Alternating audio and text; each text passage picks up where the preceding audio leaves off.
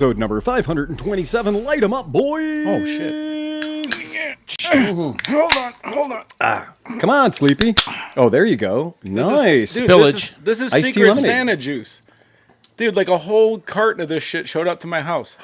No note, No nothing. nothing. Just That's all right. sneakily enough, it said Sleepy on it. So it's Is that definitely THC powered? Yeah. Oh, it is. Yeah. That's great for iced tea lemonade, my favorite drink in the world. So somebody's Oh my really cool. God. Yeah. So with us tonight, we have a short crew because we got people having adventures out there. So to my immediate left, we have...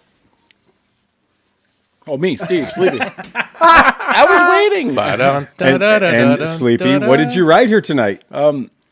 Big black vehicle. And what is that big black vehicle? A 2026 Chevy Trail Boss Colorado Yeah, right. with wheels and things. Oh, it looks spectacular. It's like a starship. It is pretty amazing. Is this a new unit? Yeah, I gave up. Everything I owned kind of broke. So it was either like put a lot of money into a whole bunch of broken shit or just suck it up. And so I cleaned out my savings and I just said, fuck it. I never had a new car before. Actually, so. you said sock it. Yeah. Honestly, the truck allocation system is working Yeah. because the dead guy Dodge is going to go to Ryan. Possibly. We're working Whatever. on that. But Yeah. it might be a flex plate. Oh. It might not be a piston. Good for So you. 2 or 3 people now that are like, I build these things every fucking day. Okay. And yes, you were correct in your first thought because it does sound like a broken rod. Right. But you didn't lose oil pressure. Right, which And is this true. and that. And he's like, so to me, it could be a flex plate because they're right back there. So I was Amen. like, okay. Okay. Because A, I had the transmission rebuilt. Yes, you So did. that's their problem. Yeah. I just have to find out if that's the problem. Exactly. A compression test on all 8 cylinders would tell you that real quick. Sure. Yep, Well, exactly. as funny as it sounds, the one Dodge full size that I had for a very brief period of time, the flex plate came loose, and so I had to get under the truck, remove the cover, rotate the flywheel, torque every bolt because it had the transmission out. Mm-hmm. So, Yeah. it might get lucky, but Would it still move forward though? Because I was able to limp it forward. absolutely, it'll just sound like it's got a knocking rod. Right. Yeah. I So hope that that's should be it, under man. warranty with whoever installed it. Exactly, 100%. So that'd be fucking dope. And then I could hand that to my wife and let her put chickens in that and keep out of my car. There you go. Yes. Sounds like the best possible scenario. Yes. And to his left, Johnny Mac. Johnny Mac. What did you ride tonight? I drove. Yeah, well, it's winter. We accept that. To his left tonight, Shanky Smith. Shanker Smith. What'd you ride tonight? Well, during the day, I rode the Yellow Monkey. Hold on, we got to go to the official Shanky's cam for Shanky Shanky's Smith. Cam. Shanky's Cam. There it is. Yay, look at that. Shanky's Cam. Yay. So you rode the monkey today. Yeah, I had to run around Lakewood a little bit and jumped on there. I was going to ride it tonight, but it got a little brisk. It did, And yeah. so I drove the Kia, 2012 Kia. If you think it's brisk now, wait till we leave the podcast. Right. Yeah, Yeah, right. I'm going not far. And Tom, you rode some bikes today. Oh yeah, I took the buddy out. I had a couple of test rides all day, just kind of moving in and out. Yeah, because So- we actually didn't have snow today. We actually had the weather was improving today. Well, if there's no snow on the ground and no rain in the sky, I'm gonna ride. Let's do it. Yeah, so it was pretty cool. And then today I rode over here today on the 2013 Ducati 696, the Monster. Did not see that coming. Did not see that coming, right? And it was one of those ones where I was like, you know what? It's so short to get over here. I was like, I'm just going to throw my jacket and helmet on real quick because I've taken the bike on a short ride around the neighborhood since Tom worked on it, since they got everything going. And it's a nice bike to ride. It's a good little bike. And it is the economy Ducati or an expensive SV650, depending on how you want to look at it. Does that have fuel squirters in it? It does. It does. But it does have a manual choke, which in this case is an enrichener circuit. So just to get it going, you got to have that lever pulled, which when I got it outside the shop today, the gas that's in it is probably a couple of 3 years old.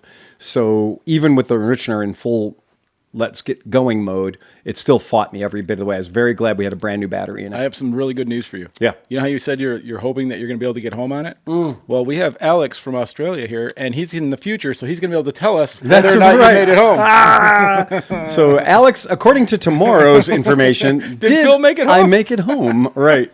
Did I make it home on the 696 Ducati? That's a great question. Well, I mean, it is Italian, so it does not like cold. It hates cold. At all. It hates cold. So when I took it out of a pre-warmed 66-degree showroom and it gave me that much trouble starting it, I'm a little concerned what it's going to do in a 45-degree or 42-degree after the podcast start. So we'll see. Yeehaw. But anyway, it is fun, and we're going to talk about that $1,200 Ducati 696 monster. Charles McGoggin says, hello, everyone. Happy Shanky's Thursday. Well, right back at you, Chuck. We got them coming in hard. We do. They're doing their thing. This is Scott awesome. Dennis, happy Shanky Thursday from Always Sunny, Wintersville, Ohio. I love they call it Wintersville. Yeah. Yes. It keeps going. Awesome. Welcome, boys. Welcome. Gotta Welcome love it. to the show. And a little update for you. Rob Thornton just bumped his membership from $1 to $10. Yay. So yay, Rob. We love you, man. Well done, sir. Well done. And Renee has been putting Shanky's swag in our new member boxes. So keep that's that in great. mind, So members. keep that in mind. You're going to get some Schwanky swag. Now, her box isn't that big, so they're smaller baby ones? Schwanky's pieces, Baby- right? yeah, I was right. going to say, it'd be hard to stuff a big bottle in her box. Just saying. Just saying. I think you're probably right. But a small one every once in a while. Yeah, we're not bad. Yeah, Right. The we did have some listeners. So came up from Salem, Ohio. Dennis, who is a Harley rider, and Dennis and Christy, I believe Christy's his wife. They showed up and they brought us a bottle of brown liquor, which I didn't bring over tonight because I'm on the Ducati. But they brought us a bottle of brown liquor. They hung out at the shop for a few hours, had a good time checking out, seeing where how we live. Yeah, He's a super cool guy. They're just awesome. I love it. Where are they from?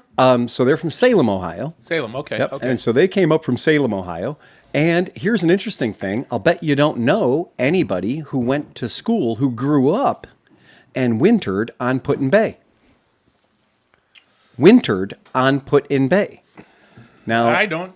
yeah. If you want peace and quiet, So there were times when she had to use an airplane to get to school. Oh, shit. Yeah. So Really? she's been on the Tin Goose many times. That's cool So, as fuck. yeah, she grew like up- to school. Like, Yeah. bye, Mom. I'm jumping on an airplane. Believe me, that's part of their life. Wow. And That's so cool. she wintered on Put-in-Bay, as a child growing up. What a crazy thing that is. And for people who don't know the geography up here, off of the coast of Ohio, we have a couple of islands. We have South Bass, Middle Bass, and Pelee Island. and kiss your ass. And kiss your ass, right? All in Lake Erie. All in Lake Erie. And Western Lake Erie. Pelee Island is actually part of Canada. So if you take the ferry from Miller Boat Landings, in Catawba Island, and Catawba Island's just barely an island. There's just there's a little water around it, but you can get to Catawba by roads. But it is very funny to me that you're like, as a kid, I remember, we were the kings of the low budget vacation. And I do remember as a kid jumping on that Ford Tri-Motor and flying across Lake Erie to go to Put-in-Bay. And then jumping a ferry from Put-in-Bay to get to Middle Bass, where our Uncle Eddie had a house by the winery. I used You to think get- they've already swapped the motors out with 351 Clevelands? Yeah. In the spirit of things, you have to. Which one is all? I remember going to the one that was all golf carts. So Kelly's Island is the biggest of them. Okay. So Kelly's Island is the biggest and is the most southern of them. But Put-in-Bay is the one where it's the closest if you're leaving Catawba Island. So if you're leaving Catawba Island, which you can get to by car, you can then go up to Put-in-Bay, which is on South Bass Island. Now, Put-in-Bay is a drinking community. For lack of a better term, it is just a drinking community. Well, it's a stumbling community. it is also a stumbling. It's like a whole Harley Bob community. It really is. And you can have cars. You can take your car out there. They catch you loose on golf carts. It's amazing. It is amazing. It really is. Let's do 5 shots. And Yeah, get on the golf and cart. there's a lot of stuff going on there. But Kelly's is more of a, it's not the drinking, crazy drinking island. It's more sedate. It is more sedate. I mean, they're still drinking on there, Oh but yeah, not plenty quite of as it. much. They got a winery. They're good to go. They got it all Well, going the one on. place is just bars during the summer, right? It's like 30 bars or something all smashed together. Well, I always get a kick out of that's Put-in-Bay, and I get a kick out of the fact that there is Put-in-Bay, which is on South Bass Island.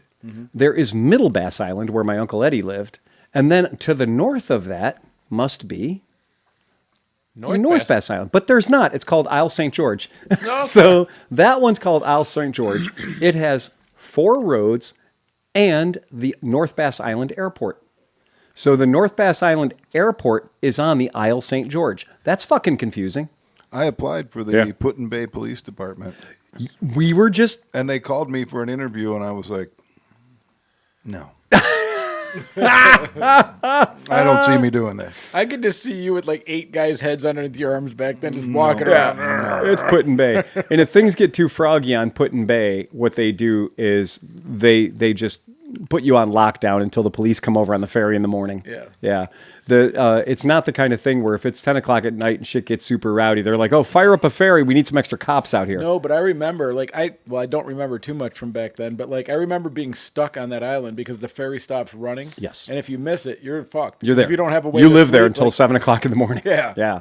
So another island that's up there is Johnson's Island. Correct. Now, Johnson's Island It has interesting history. It has quite the interesting history because it was a prison for Confederate officers. Prisoner of war camp. A prisoner of war camp on Johnson Island. And Johnson Island is much like... During the Civil War. Yeah. Correct. And Johnson's Island is very much like Catawba Island. It is called an island. However, you can get there by road, I believe the bridge is 50 cents to go from the mainland to Johnson's Island.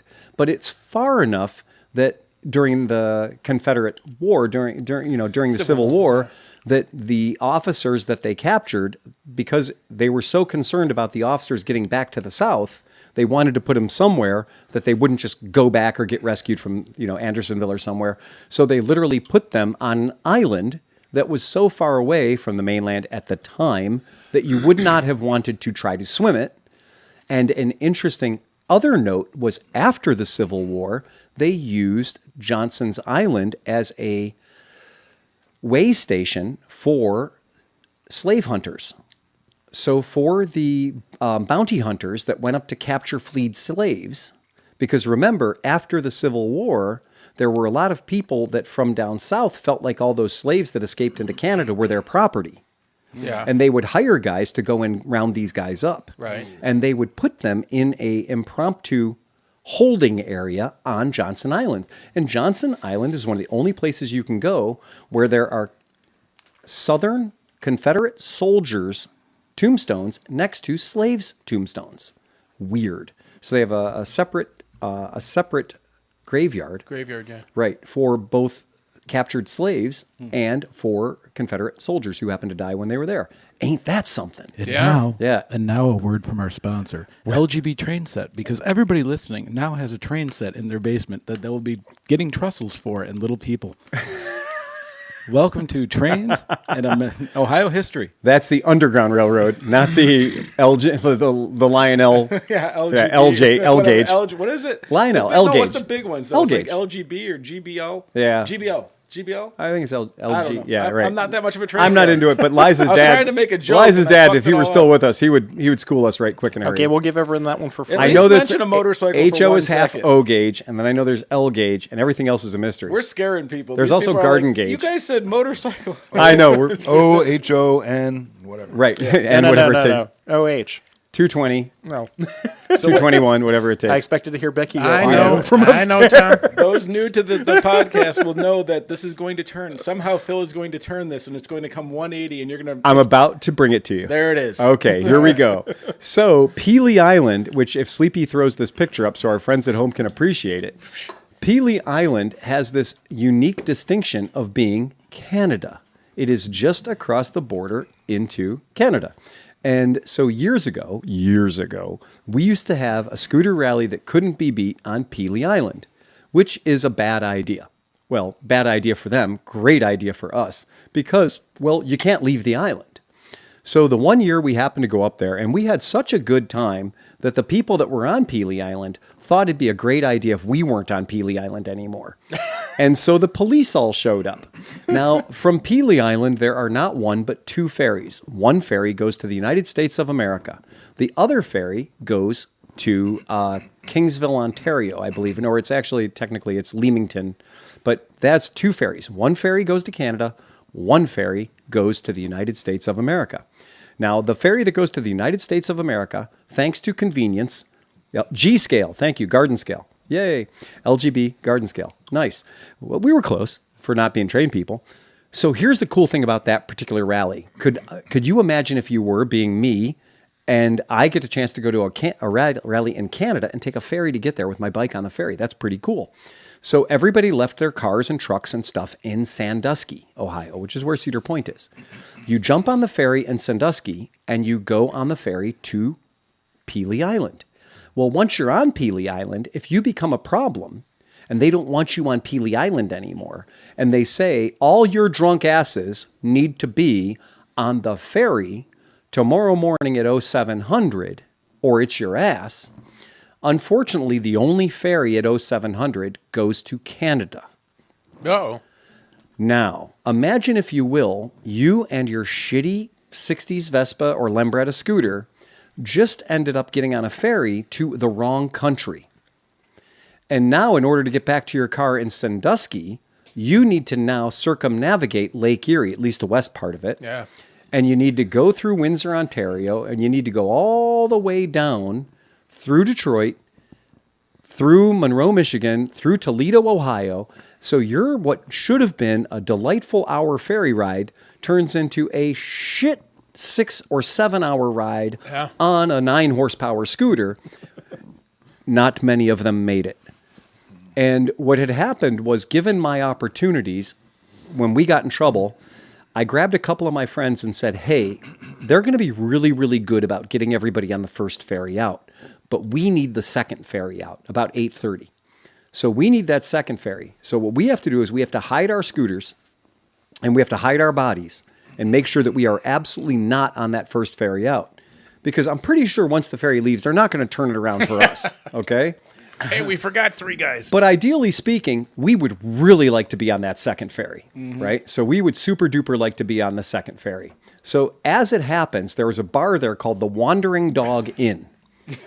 And me and a couple of my friends had taken our scooters over and hid them behind the Wandering Dog Inn. And we ourselves took shelter behind a dumpster.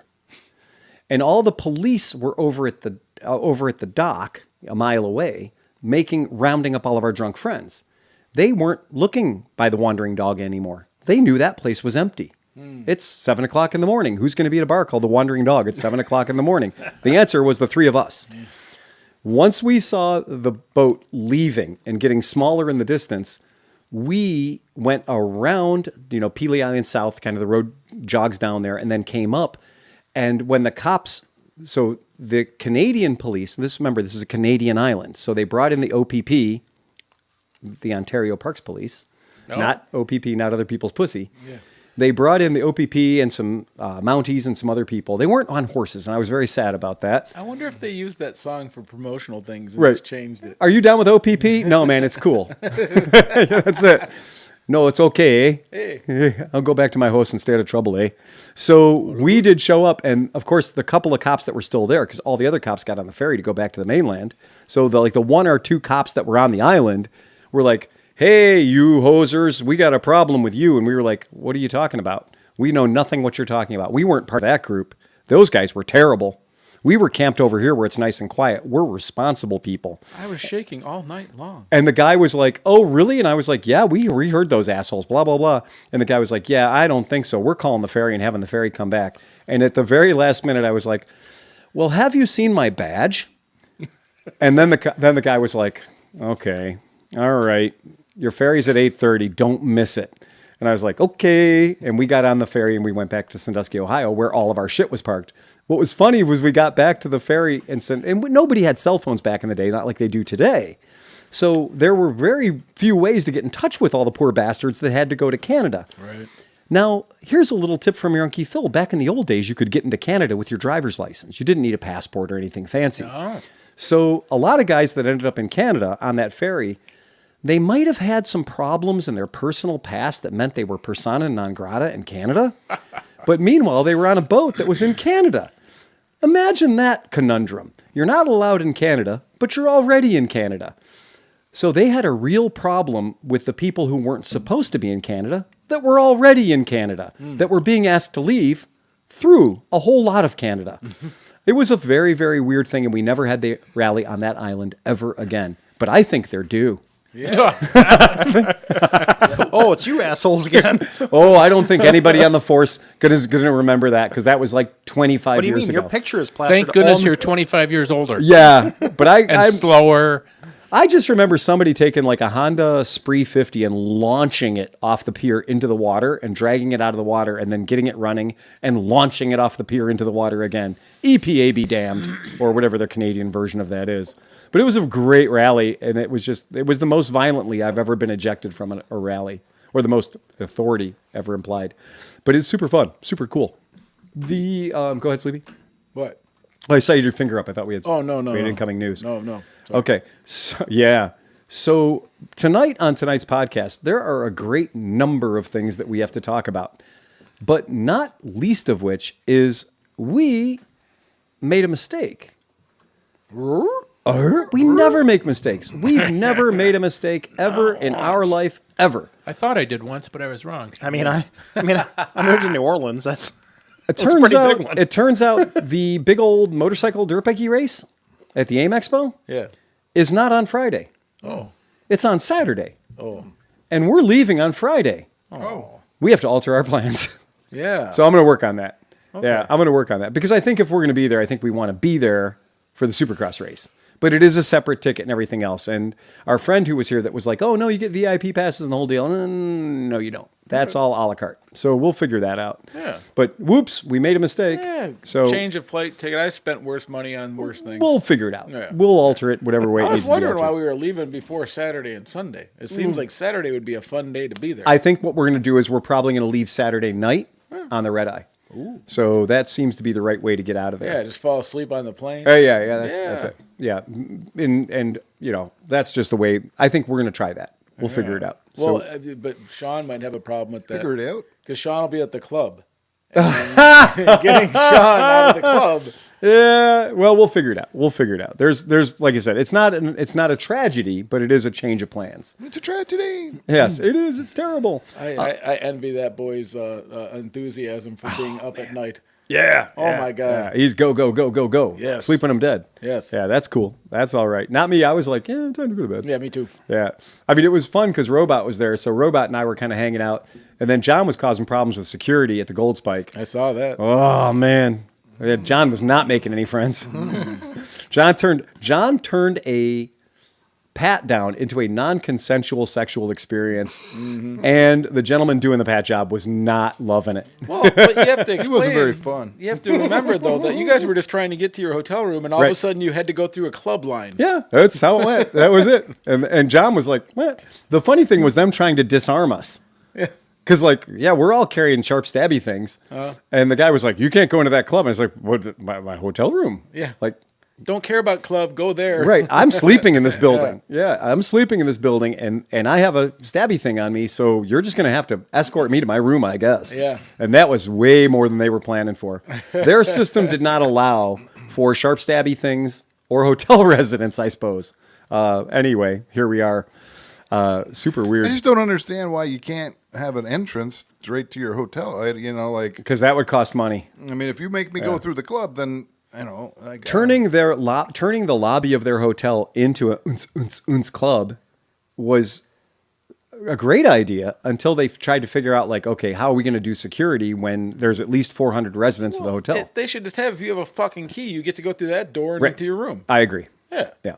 How hard is that? But the problem was we kept going outside to have cigarettes and drinks and whatever, and that was funny too because we went out. We're like, okay, well, I'll ditch my stabby thing up in the room or Well, whatever. then we made it up to the room, Right. and then we came down and we're like, well, maybe we'll go Let's get have a drink. You can't do that. You can't drink at this bar. You Why? can't. It's the hotel bar. And I'm like, it's the hotel bar. Yeah, you advertise this hotel as having a bar. We're going to sit there and have drinks at it, that's why I was getting squirrely. which when we ultimately did. the second or third time we had to Yeah. go through Checkpoint Charlie and get Right. a driver's license scanned and a Yeah. pat down. I'm like, fuck, I wouldn't normally go to a bar that required this. Right, exactly. Let alone pay for a hotel room in it. So yeah, it was a very, very odd thing. And if you're staying at the Oasis side of it, you don't have to deal with any of that. But if you're in the Gold Spike Tower, you're staying at the Gold Spike. What do you expect? I'm just trying to make them pay for my lack of freedom. Well, I'm going to say you didn't make their life any easier. That's for sure. And the having to get escorted every single time we moved anywhere was also like the novelty wore off of that for those guys real fucking quick. And John is not a little guy that you can boss around, Even the guy at the front door, like their heavy hitter guard at the front door, was like, "Yeah, man, I don't really want to deal with you." I don't want to fuck with And then John kept just like pushing his dick on him. He's like, "No, if you want to touch my dick, just really get in there and grab it." I would just, like, oh, okay, buddy. Like, you need to be. I'm like, I'm John's sorry. like, "This is $20 downtown. This is a free ride right now." Yeah, this was a good deal. So, Your buttocks touched my face. I'm like, well, that's part of the job, bro. Yeah, you put your face by my buttocks. What do you expect? Right? Don't be mad at me. You No, chose this. get right up in there, man. This is your job. If I'm getting the full reach around, let's go. Let's do it. And unfortunately for you, I'm coming back from walking for fucking Oh. a whole day. I'll be back at 5. Yeah, exactly. I'm just going to circle the building until you give me a free pass. Yeah, that's it. You're going to know too much about me by the time this night's over. So, yeah, go figure.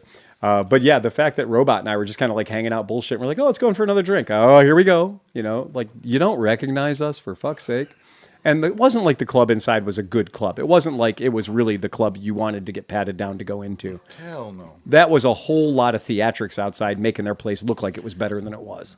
You know, It's the freaking Gold Spike. right, there were 12 people inside. You know what? At the Bellagio, nobody patted me down. No, there were 12 people inside not dancing, and they had 40 people outside in a line to get patted Not down. dancing to awful music. Also true. And you know they're stupid too because if like you let people with rooms just Yeah. walk in, Oh, yeah. then your rooms would sell out every night, And it's populated. And then you can You know? start to also increase your rates to the point that they don't sell out. So Right. then you can actually gauge how much money you can You make. know, I mean, But that's they a can't shitty because the capitalist- clientele shoots each other. I was gonna say my first hotel in Berlin had a bar in the lobby. Yeah. You checked in at the At bar. the bar. Absolutely. Mine too. And now it wasn't a ounce, No. which was weird because I'm in Berlin. I Yeah. expect that. Yeah. And nobody patted me down. It was brutal. No, it's They were Germany. just It's smacking Germany. you. It's Germany. Welcome to your room. The brutalist hotel. You shall enjoy the room. Well, it was right next to the what is the East Gallery? Right, the East Gallery. And right Yeah, next to where the wall is. Right, You're where within the a- wall is. with- Like I was on the wrong side of the You wall. are seriously within a fall of the wall. Yeah. We were at the by the Fernsehturm. We're at Alexanderplatz. So we were at a place the same thing. Yeah. I had to go to the bar to check into my room. Yep. And there was that bar, and then they were like, we have a super secret special bar up on the roof. And I was like, I want to know wanna about go to the that. super I'm secret going to bar. go to the super secret special we bar. were right next to the Ospenhof, but not the downtown Right. one, the other one. The outer Ospenhof. Outer Ospenhof. Yeah, by the river. Yeah. Yeehaw. So Triumph, I got to give Triumph credit. Triumph has just been home run after home run after home run. Their bikes are great. Their marketing is fantastic. They're making money in this economy. Yeehaw. But Triumph decided, well, you think we're doing good? Watch this. Triumph. Becky's over there throwing her weights around or something. Well, Yeah. Paul showed up too, so they're Yeah. just tossing shit around. They're just throwing shit around. Yeah. So Triumph, God bless them, Triumph decides we're not just going to have our normal Tiger 1200 and 900. We're going to go with an Alpine limited edition, and we're going to go with a Pro Desert edition. We're going to take our most expensive bikes we already have, and we're going to throw thousands of dollars on top of them, making them super special bikes. And I give them credit for $23,000. $23,000 in this world of, we always joke about yet another affordable Chinese adventure bike. Triumph is leaning into it saying, yep, we know those exist and we don't care. Oh, sure, you got a whole bunch of bikes from CF Moto and Loncin and Moto Marini. Great. That's not us. Bring more wallet, right?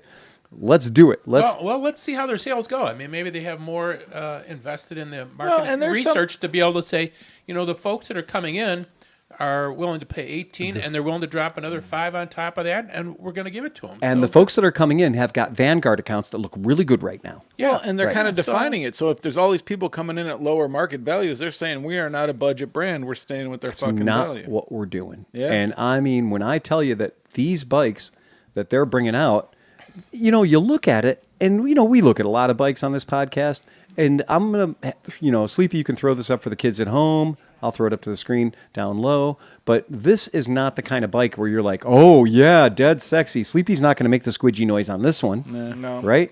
This bike looks average, doesn't it? That front fender's stupid. It looks like Sorry. every other bike, right? Yeah. So this is the desert. Wait, not enough. Wait, you're talking about the fender or the schnabel? No, both actually. The double. fender looks weird. Not enough fender It looks or like schnabel it looks for like you. it has a flat top, like haircut on the fucking On the front of it. fender. Like, yes, sir. Yeah. So this is their Desert Edition RHS. Like this is their top of the line. This is $23,000. And again, when I throw it up to this image, I'm like, yeah, okay, that's okay, I guess. There's, It should have more chunky tires. Well, that's kind of the thing too, is I thought maybe the Desert Edition would have the super chunky tires. And I thought maybe the, you know what? I think they labeled it wrong. I think that one was the Alpine Edition. Okay. If I want to bet money, because I'm going to bet that this one is more the Desert believable. Edition. That's way more this is the believable. Desert Edition. Right. This is the Desert. This is the Desert 1200. Oh, I'm sorry. The first one we showed you was the Desert 900. This is the Desert 1200. So this is the Desert 1200. Still not worthy of the squidgy sound. Right? A little bit better though. A little bit better, but got this is the gold. 1200. It's got gold on it. It's got a little gold on that front If they Oleans. would have put some gold rims on it, I can't tell by looking. That looks a little bit like a Paoli logo on that front fork, which Paoli I kind of think might be a little under Oleans in the suspension department. well, did you see Oleans? Well, you is better doing have some payola if you want that. Yeah, Well, right. especially now. So Oleans is doing a huge rebrand. Did you see this? I did not. They're changing their logo and they're going to go straight hardcore into the electronic to a whole new level of suspension. Really? If you type it in and pull it up, I meant to say something. Yeah, there's like a whole Like a reactive suspension or something like it's that. a whole thing. There's I don't even Scans wanna, the ground I'm- ahead of you and reacts as you get there. Probably. I'm not even going to project anything in my head because the article's up there, but it's like a whole rebrand, Okay. everything. All right. And this is actually from Oleans.com or Oilins.com because there's an umlaut over the O. Oi. Oilins. So, I mean, I've always kind of said Oleans, but I guess it's Oilins based on the way they're writing it. But, if you know at home, if you know the correct pronunciation, chime in the chat. Let us know the correct way to spell or the correct way to pronounce the company that everyone calls Olins. If you know, you know. If you know, you know. So, yes, you're absolutely right, Sleepy. This is a big deal. The next evolution. So they're not giving up the name. So the name is still pride of place. Right. But they're saying our new visual identity. Yeah, they've definitely changed their logo. That's for sure. You got it up? New bold logo. Yes, go ahead. Pull it up. Throw it up. So there it is. There's the new and improved Olins. There it is. It's rooted in racing DNA. The bold new logo and symbol capture our drive to push boundaries, embrace challenges, and stay true to the motorsport heritage that shaped us. It sure does kind of look like bold new graphics. It doesn't. I mean, the TTX, the twin tube dampening system, that's been around, so that's not totally new. The STX is the single tube. Yeah, that's been around. That's not totally new. Well, look at the logos on those. But I'm saying that shock that they're giving us a picture of is using the old branding, right? And so clearly they've got this new branding. So I think what I'm reading when I read this, all of these things that are there, the Nix kit, the DFV, that's all stuff you could have bought 5 years ago. Right. But what I think it is I do believe it is, they're literally saying from Ducati to Lamborghini, our OE suspension products can be found on hundreds of vehicles, blah, blah, blah, everything else. It doesn't talk about from now on, from 2026 on, they're all going to have molybdenum But disulfide there was another article, diamond-like though. coating. There was another article, either by like Motorcycle News or something like that, where they kind of went into more in-depth Okay. stuff. And I don't want to speculate because I quickly read through it. Yeah. But it definitely said they were going to start rolling in a lot more electronics into the stuff that you can even put on your regular bikes. So, and yeah, things. starting with the Skyhook suspension and some stuff that, was on the market 10 years ago, or honestly, 15 years ago, right? So 15 years ago when we had, when my Ducati had Skyhooks on it, that was an electronically adjustable Olin suspension system that was fucking amazing 15 years ago. And so if they're going to be leaning harder into that, rock on. I mean, this is from Olins.com's English website or English speaking website. So yeah, so they clearly are doing something beyond the new logo, yeah. perhaps, right? So it says style and design, that's kind of what they're talking they're not about. exactly known to be shitty, so I'm sure Oh, something's never have coming been. out. Yeah. Never have been. That is one of the things that always gets people in trouble is when they have a crash on their motorcycle and their suspension unit gets lightly damaged.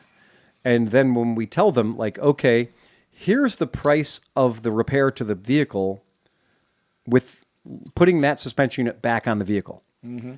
But if we have to change that suspension unit, that one suspension unit is over $2,000. Oh, yeah. And that is the difference between a bike being totaled out and you getting a check from the insurance company for half of what you paid for the damn thing, or riding a bike with a big old scratch on the side of your suspension, yeah, I'll put a sticker on the big old scratch on my suspension. And that goes You will never hear somebody say, I need to get those crappy Oleans off of Yeah, my bike. yeah. Well, no, but we talked about this before, but this is exactly the reason that if the bike that you're slobbering over comes in some kind of a version with the Oleans or Olin's Yeah. version of it, take it.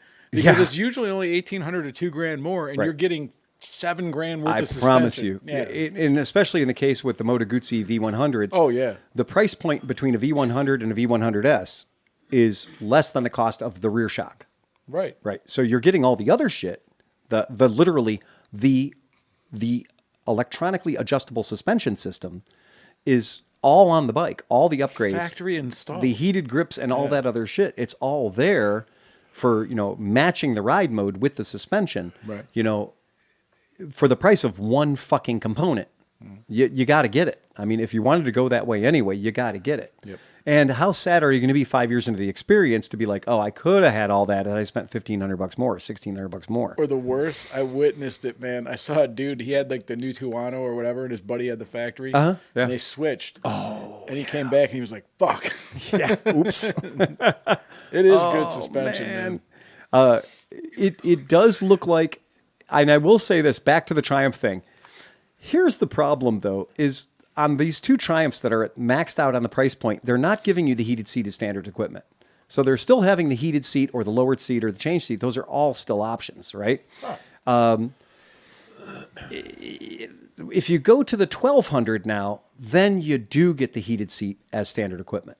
So you have to really do the full-on commitment. You got to go the 1200, you got to go with the Alpine Edition, or you got to go with the Desert Edition to pick up the heated seat as standard.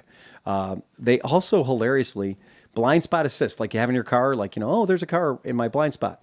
Our new Moto Guzzi Stelvio has that, right? Tells you when there's somebody in your blind spot. These vehicles do come with that as standard, the lane change assist and the blind spot assist. They are standard on their big Desert 1200.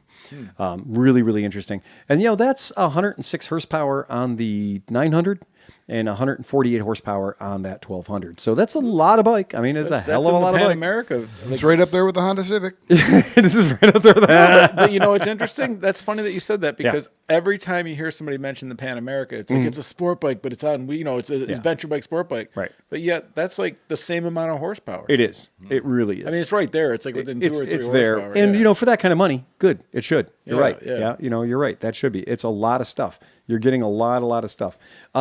The Tiger 1200, like we said, it does not have the Olins. Swegen, don't let that happen again. Yeah, Swegen was late. Oh my God, something going on down there by the river.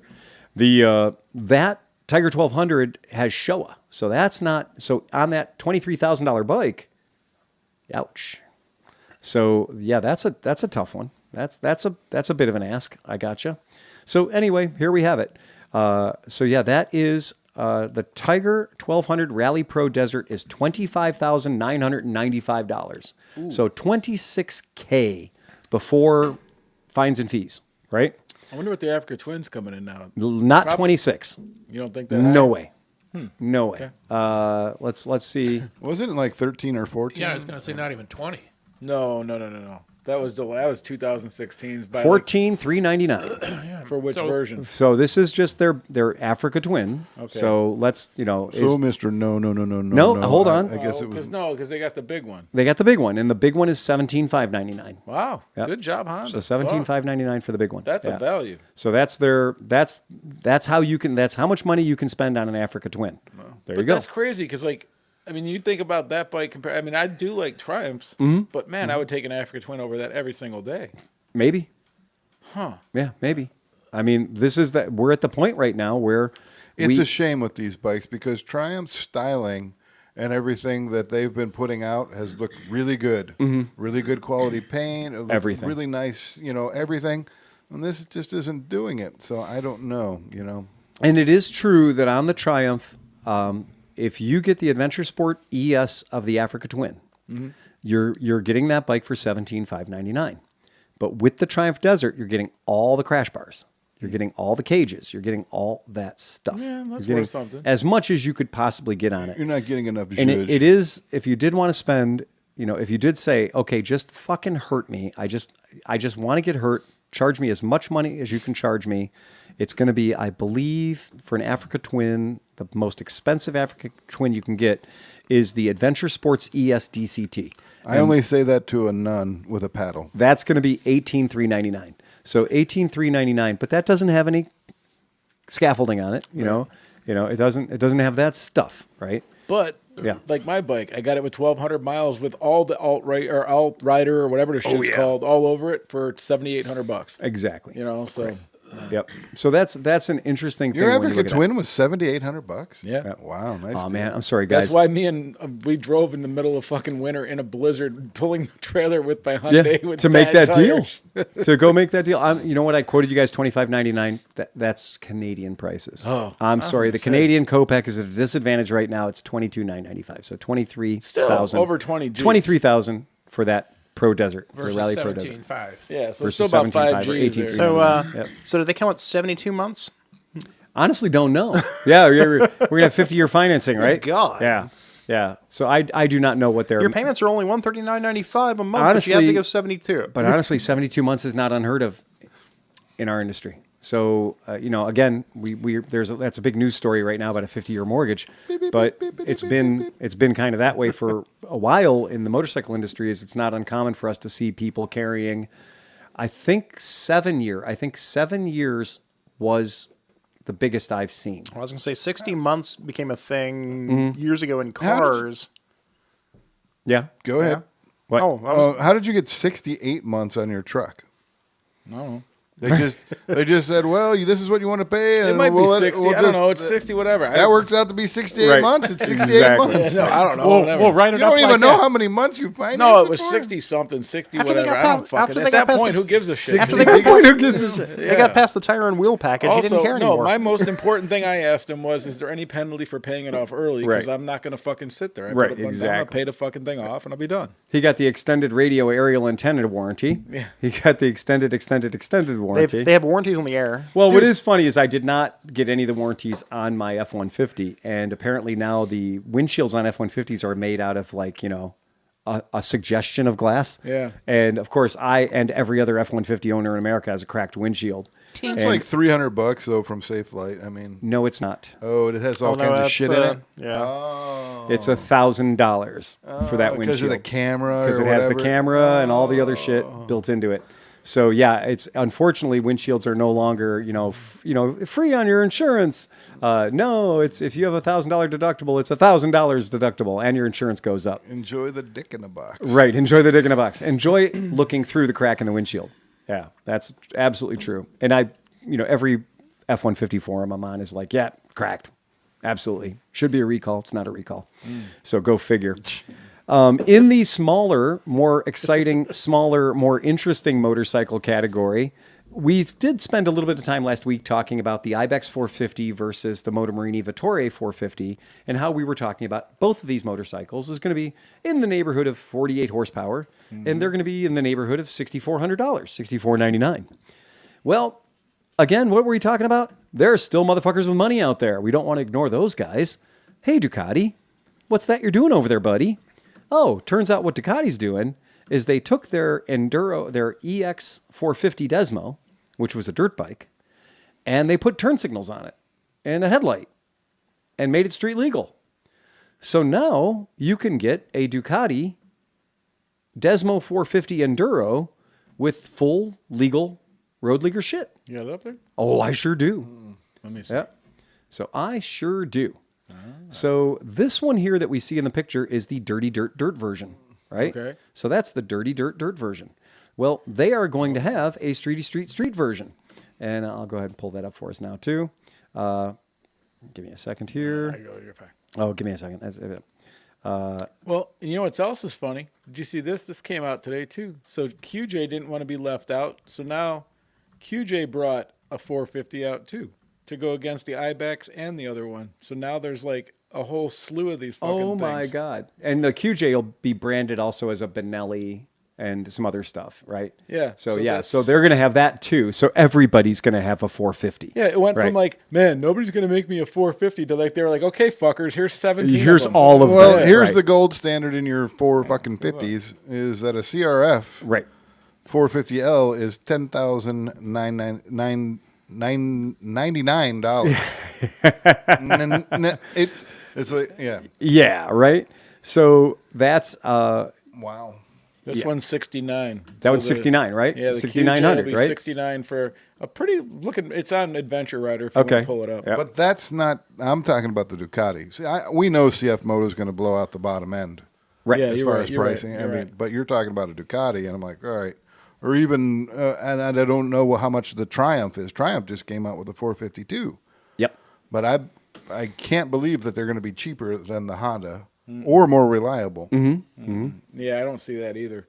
Well, I don't know though. I mean, if they don't have the fancy like all the, what kind of an engine's in the Ducatis? Well, that's a Desmo. I'm glad you brought that up, Sleepy, because the motor that's in this street legal motorcycle Yeah.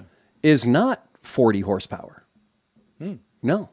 No, it's considerably more than that, and it's our Honda CRF 450 is kicking around 52 horsepower, right? But that 450 that's in that Ducati is kicking around well over 60 horsepower. So that's a supermoto just fucking. Well, that's a motocrosser. I mean, Right. if you can blow away a CRF 450 with horsepower, but we talked about this in the last podcast. A 450 making 60 horsepower Yeah. inspires no confidence in me. Also, yeah, no kidding. A Ducati dirt bike. What's the service interval? Well, this is the right. What's the service? Every right. 3 laps, Yeah. Well, Right. he said every trip Yeah. around the block. The- Zimbo over there. That whole thing, I mean, this 450 Enduro, 63 horsepower, 40 torques, right? That's a solid 20 horsepower more than anybody else it's competing with. enjoy it while it lasts. Enjoy buddy. it while it lasts. Right. Well, that was always the thing, though. Is every time you rode a CRF 450R, you literally had to change the oil. True. Like that wasn't a thing. You literally had to change it as soon as you got off the track. So now imagine a 60 horsepower Yeah. version Right. made by Ducati. You have to change it while you're riding it, Exactly. I fucking hate and it Ducati. costs $1,200. right. And I mean, now granted, if you are saying this is a motorcycle that I can legally ride on the street, that I can ride to and from the trails and then go have fun on the trails, right? And they were saying it was going to be out in 2027, but they're beating themselves to the punch. They're bringing it out for 2026. It's scheduled to be in showrooms by July. How did they of get Kimco to push 2026. it out that fast? I don't think this has got Kimco anything in it. I'm pretty sure there's 0% Kimco with this particular bike. I'd like to pay way too much money for way too much horsepower. It could very well be. It could very, very well be. And this has got all the everythings. I mean, this is literally all the stuff. It is going to be a fucking rocket ship. But who knows? Will it win races? Well, their MX version does. So the off-road version is dominant. Now, we're taking the off-road bike, and how badly are we neutering it for the street? Well, according to this, not very much. We're not taking anything off of it. We're just putting turn signals and lights on it. So that's quite a flex, quite a thing. And if you want to say, we have class-leading performance, you do.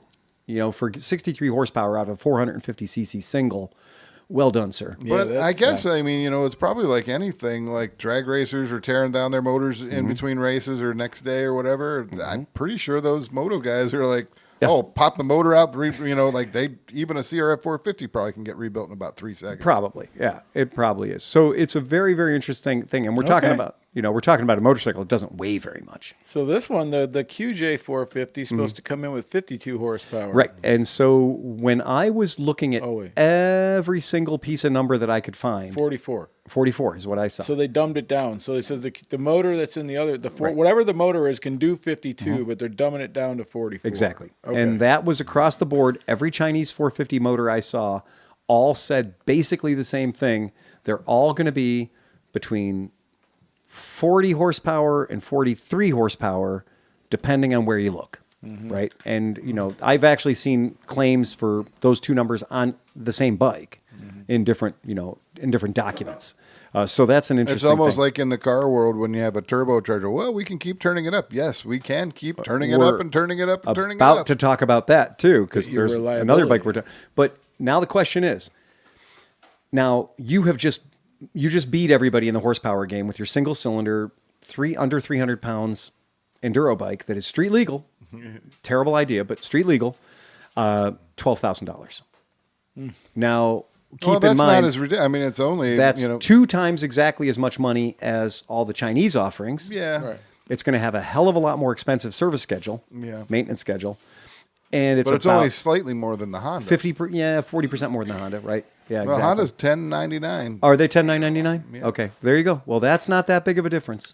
That's not that big of a difference for a hell of a lot of horsepower. I mean, and Ducatis do have a fucking feel, man. I mean, okay, so if you pay to increase your horsepower on a CRF 450 up to 60 horsepower, Right. how much would you spend? I don't know. A shit I ton. don't know, and that's the point. That's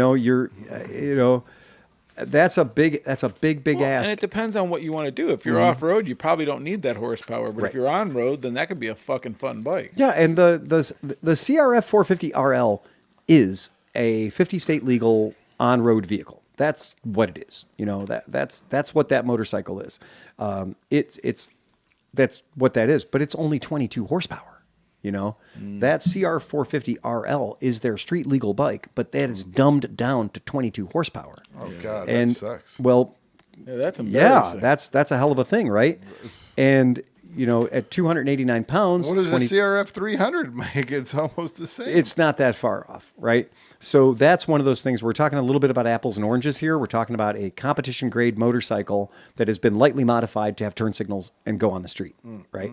As opposed to, that 50 state legal CRF 450 RL. yeah, that's a but see, different thing. Ooh, that's if a they good- turned it down to 22, because that's I what- have no idea if Ducati has brought home anything in the MX. Because do I not know didn't Triumph, they kicked ass. Like Yes. their bike came out and they kind of kicked ass. Right. they turned it down to 22, so it would survive. Right. That's And if because- Ducati's going to put it on the street and not turn it down, it's not going to survive. Yes, Ducati won the 2024 Italian MX1 Motocross Prestige Championship on its debut season with Alessandro Lupini aboard a Desmo 450 MX. So yes, they have won. Wow.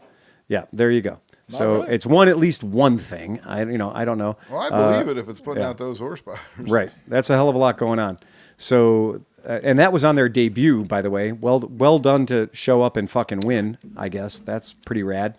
Yeah. And so pretty outrageous power out of a 450. Yep. And pretty wild making it street legal, where everybody else's street legal version is going to make 40. Right. Right. So that's something. We had Ouch. a question come in about what happened to Triumph's entry into the MX market. I think they did fairly well. Yes, they have. Yeah, like Yeah. they won some championships Right. and stuff. Bear with me for 1 second. I'm going to. I think we're going to find a lot more about this when we go out to California. Yes, We're gonna yeah, watch this right. shit. Yeah, that's I exactly mean, right. are we going to see a Ducati 450 on the track? The Triumph has not. The Triumph has not won a 450 MX World Championship, but Didn't they they- are actively competing and have achieved milestones such as a 2025 AM Supercross win with Jordan There you Smith. go. Okay. Okay. Yeah, there you go. I just I knew mean- that they were competitive though. They're Like, competitive. they're in the pocket. I mean, the guy at work, he does motocross and stuff, and he's like, Anaheim, oh my God, that's the best. Kind of the thing, right? Well, I mean, I wonder if they're going to go like if you were like back in the '80s, like when I was slobbering over watching Ricky Carmichael and everybody when they jumped through the, what'd they call it? They jumped down the staircase, go through down the fucking staircase. thing, and come Yeah. through. Oh, dude, that was the That's sickest. That was insane. That was to me. That's always going to be Supercross. Like, Yeah. that was literally. Coming down the stairs was just madness. so fucking so good, madness. man. Go outside, come back in the building, go down the stairs, do this, do And the. they were jumping like a ski fucking Oh, jump. it's It was crazy. like, Yeah, it's bonkers. I love that shit. Well, we'll see what it is. We can look into that. And We can that find is out more. why suspension matters so much. Exactly it. Okay, so John Turbo, Spinny Turbos. Spinny. Look, another British guy, probably not living in a castle. This guy who wants to build a bespoke 300 horsepower motorcycle. He's getting his motors from Buell, the new Buell, not the old Buell. So it's called Langan Motorcycles. So Langan Motorcycles is a dude that has quite a bit of motorcycle history. Yay. Now, the reason you might have heard that is a couple of years ago, we talked about Langan selling a custom-built two-stroke. So Langan, when everyone else was zigging, he zagged and he built a two-stroke. And he built the first road-going production two-stroke motorcycle in over 30 years. I kind of remember Yep. that. Kind of a cool thing, kind of a neat deal. It was 185 horsepower and only weighed 185 kilograms, which in like regular units is, I don't know, 400 pounds. Cylindre it had. I think that bike was a twin or a triple. I'm not exactly certain. We could look it up if we wanted to. Yeah. But here's what, we'll go ahead and pull it up just because you want to see it, right? Sure. Yes, please. The legacy of the Langen two-stroke. I started reading this article that because we got the show notes and it started out with all the precursor turbo bikes and stuff, talking about the CX650 turbo and everything like that, and I never really made it to the meat and bones because I was at work just trying to grab here and this two-stroke, 76 horsepower out of 250 cc's. It's insane. Yeah, 250 cc V-twin putting out 76 horsepower. That, my friend, is a lot. What's the track record though? Like, did they last? I don't know. I honestly don't know anybody who's ever owned one. That's at 22,000 RPM. It's $29,000 to buy one. I'll tell you that. I'll tell you that for nothing. But it is. I mean, you can pull the pictures up. She's a sexy girl. Oh yeah. Yeah, she's a sexy girl.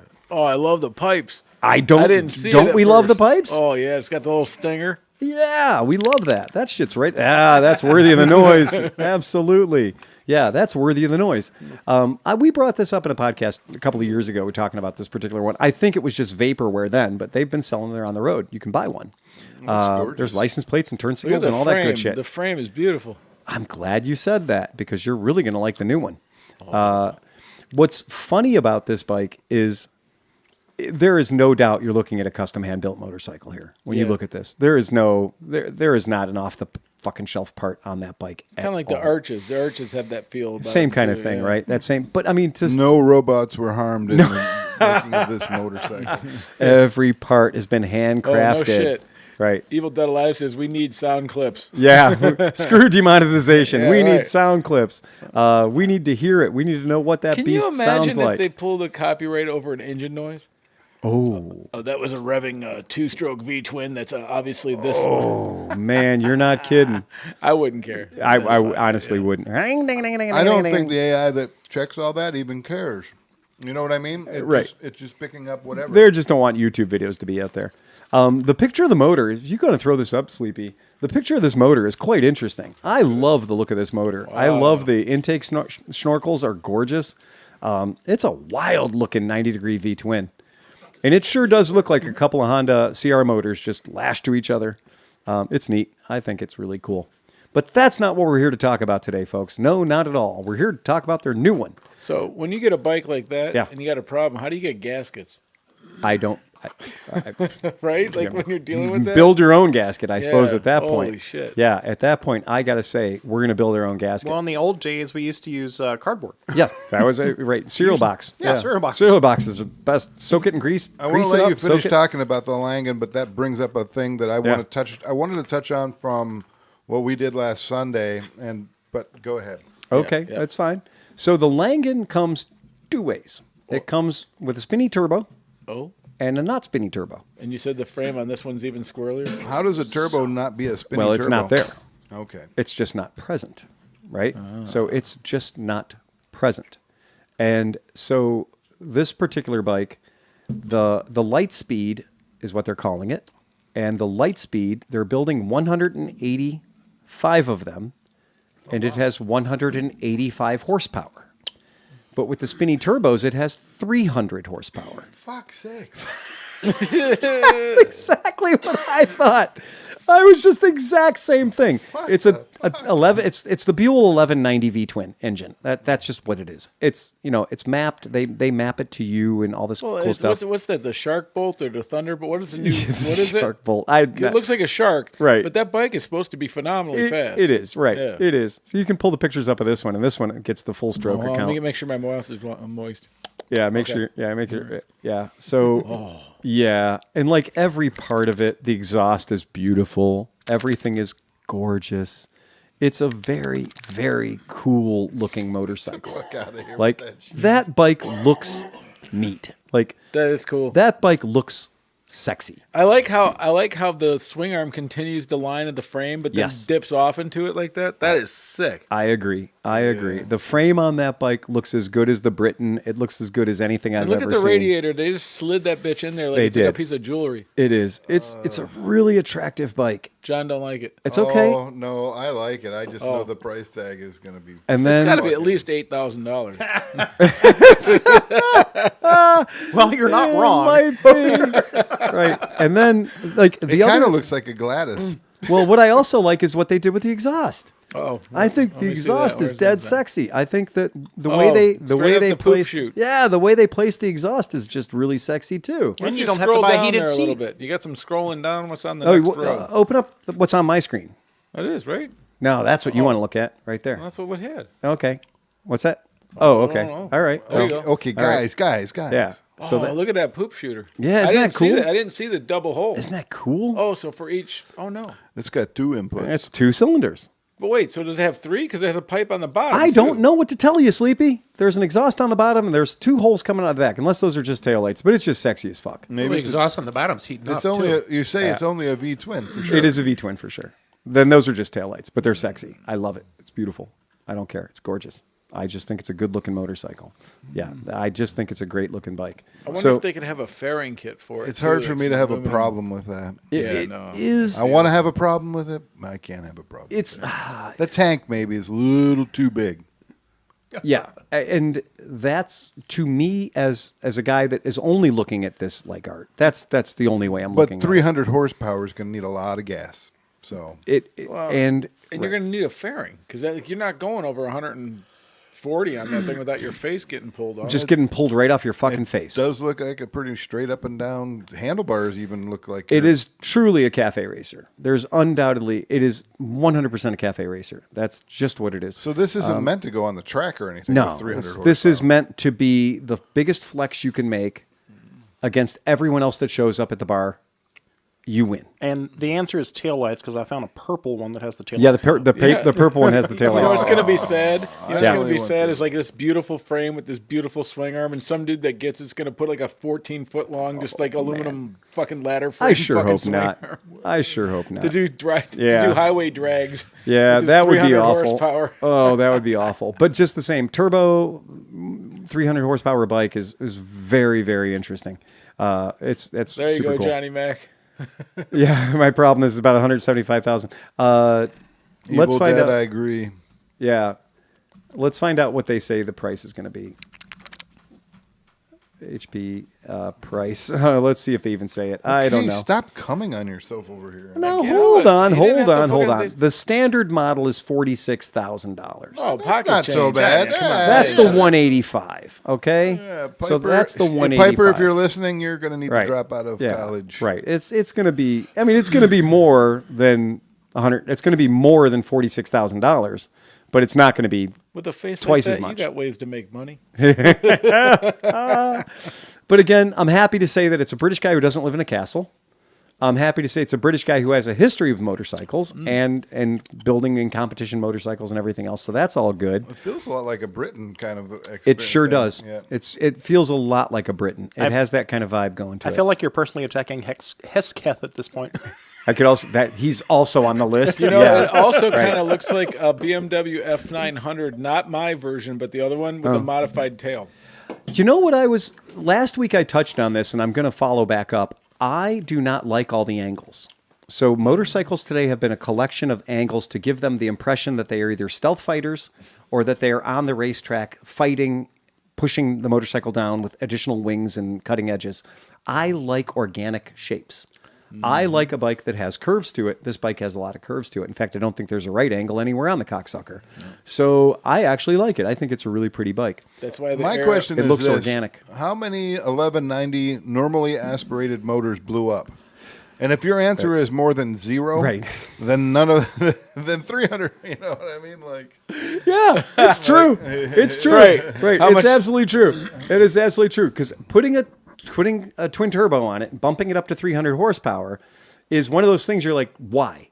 Because we know that with 160 horsepower, we can go up to the gentleman's agreement 186 miles an hour, which you cannot hold on to without a lot of wind cheating aerodynamic, body work. Right. So this motorcycle with its naked superbike bars and its riding position that's going to be very friendly for people that are built like me, right? For people of our age group.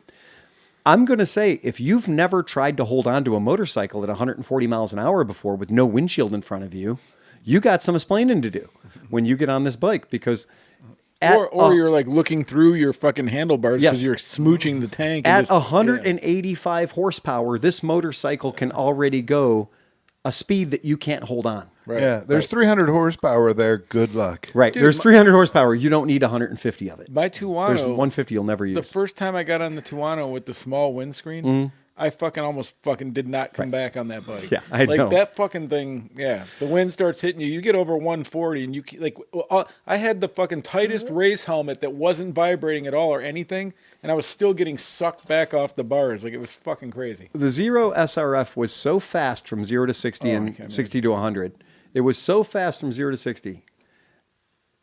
It was just ridiculous how quick it was. But many, many a times, my speedometer was the speed governor. So the speed governor, like 126 or 130, that speed governor was the smartest thing on the bike, because that was the point where on the naked SRF, where I was already in a 100% constant battle of just hold on to the cocksucker, right? Because you're already being thrown backwards from the thrust, and then you add the wind resistance to it, and you are losing. And you don't have any other noise. Yeah, that's it. It's just you. It's just you and the wind. So crazy. I can tell you firsthand that that GSXS 1000S or GSXS 1000, I've had that at 140 miles an hour Allegedly. right, and it's not easy to hold on to with that complete lack of anything resembling a headlight. Had they put a legit even one headlight on that bike, it would have been like, We gotta, so nice. You know what? We got to look at WeBike one day, the Japanese place. I bet you they have some kind of fucked up, awesome looking headlight. They probably that you can do. Slap on That we can thing put and on it'll be there. like, boom, sell it in like Be 2 like, seconds. Look at me. Yeah. I look good. You're absolutely right. Now, okay, if you guys have the internet, you are aware that one of the most talked about booths at the EICMA show was not the Italjet, but it was the Benda. And the Benda, British people who can respond in the chat will know that you should never call your motorcycle the Benda. Okay? Benda is not a word you want on your hat. I'd rather have that than the chinchilla. Hold on. Same company. Yeah, I know. Right. So not only is your motorcycle called a Benda, but now it's called the Benda Chinchilla. Right? So is a Benda like a Benda over? So, I'm just asking. I don't know. right. So, Or are you saying they're calling it the Benda Benda? okay. Benda.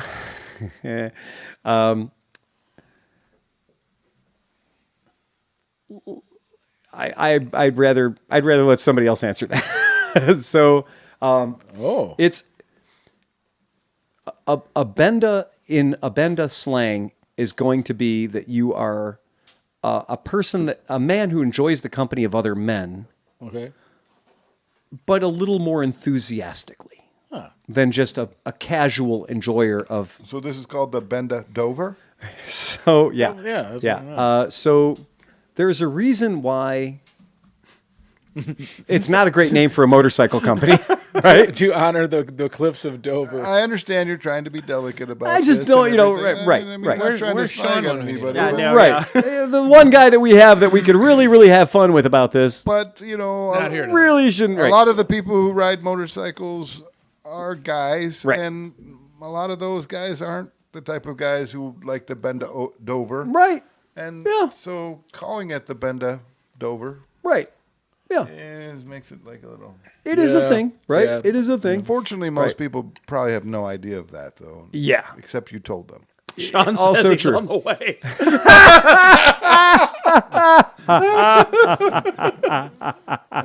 Sean to the rescue.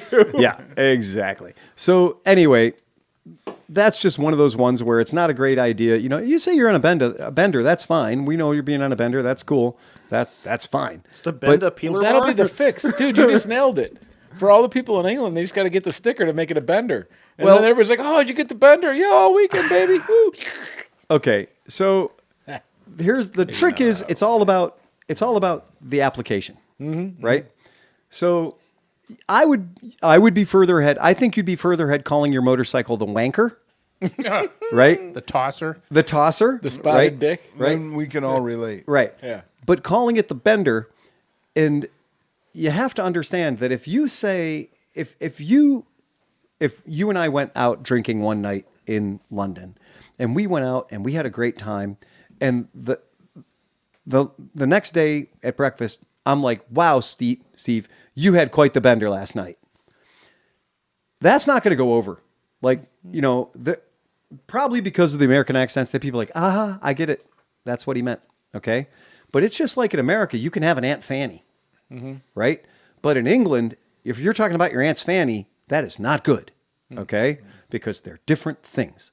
Fanny over there only means one thing, and it's your front bottom, So, right? so what you're saying is Cleveland Motorcycle Company a few years ago, or whatever the CSC was, missed out by not calling their bike the Steamer. The steamer, exactly. Great example, right? If you're like, "Oh, I had a Cleveland steamer last night," right? That's why there's no hot dog shop called Cleveland Steamers, right? Because that's already been taken, right? And the people that took it said that a Cleveland steamer is what the Cleveland steamer is I from feel now like and forever. if you did have a hot dog shop down in the Right. downtown and it was called Cleveland Steamers, Yeah. Specialized in thick chili. you would be selling Johnny's so got a many great- hot Right. dogs. Just be Johnny's like, got a great new business I'm gonna idea. go get a Cleveland steamer. Right. If The I say, T-shirts, the merch alone. if I say For last night, $10, they'll serve you on your chest, laying on the bar. right?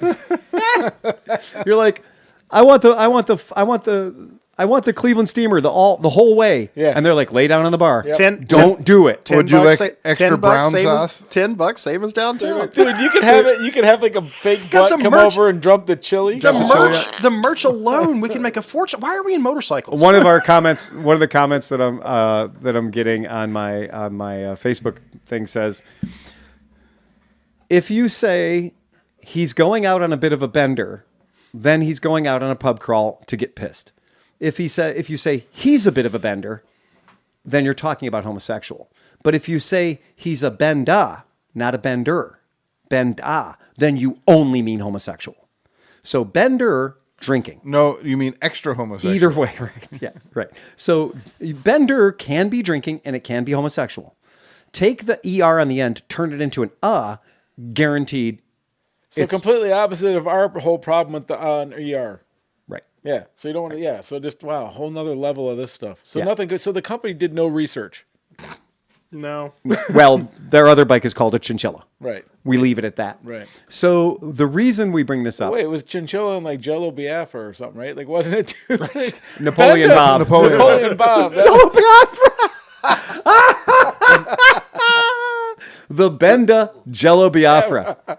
Right? I would buy that one actually. The Benda Leaky Sphincter makes sense. I'm now The wondering. Benda Chinchilla Hider makes sense. The Yeah. special Right. edition with the pinstripes called the Flaming. The flaming Benda.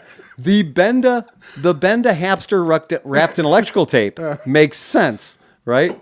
But anyhow, here's the reason that we bring this up, because I have gotten not one, not two, but a handful of calls this very week at my store, all people that are very, very interested in Das Benda. a Benda.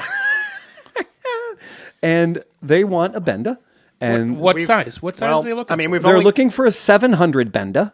for? Okay. Okay, so they want the 700 Benda, and the 700 Benda that they want is the one that we joked about is the Benda nobody asked for, which is the Benda 700, because it is a cruiser bike that happens to be an inline 4-cylinder. Okay, so it's an inline 4-cylinder cruiser bike, and that's one of those things where you go, oh well, haven't they tried that? Like, there's been inline 4-cylinder cruiser bikes before. That's not the strangest things I've ever heard of. But in this case, it's a Chinese inline 4-cylinder cruiser bike. and it's the one that I put up on my screen right now. And I leave that up to you guys whether or not you find that to be an attractive motorcycle. Questionable, curious exhaust. It is what it is. It is called the BD700/2. They were at the AutoZone and they were like, "Hey, what are those stickers? Let's use that for an exhaust." Can we get some of those Buick portholes? Yeah, exactly. We'll just stick those on the side panel. If you like the Honda CTX, you're going to love Yeah. this. Well, I mean, inline So four-cylinder. wait, is it a mid? Where's the fucking foot pegs? Forward. Oh my god, no. This is the one that Renee couldn't reach the pegs on, This, right? this is the one that when they had it in the... No, that was the Napoleon Bob. Okay. Yeah, it was Napoleon Bob 500, which is their smaller bike, but at least it's a V-twin.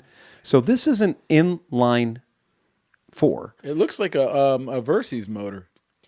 I mean, it the looks side of like it? I mean, Yeah. it looks like an inline 4. It looks like a CB1000 motor. Oh, I'm sorry. Yeah. But the Right. It looks like a CB1000 motor to me. But what I don't like, though, is I don't happen to like that it looks like a cruiser bike that somebody put an extended swing arm on, but bad. I mean, it honestly looks like a Buell Blast Dude. that somebody lowered and stretched. There's a dude on the interwebs. His name's Dr. Nut and Bolts, and he made a dragon bike. Oh.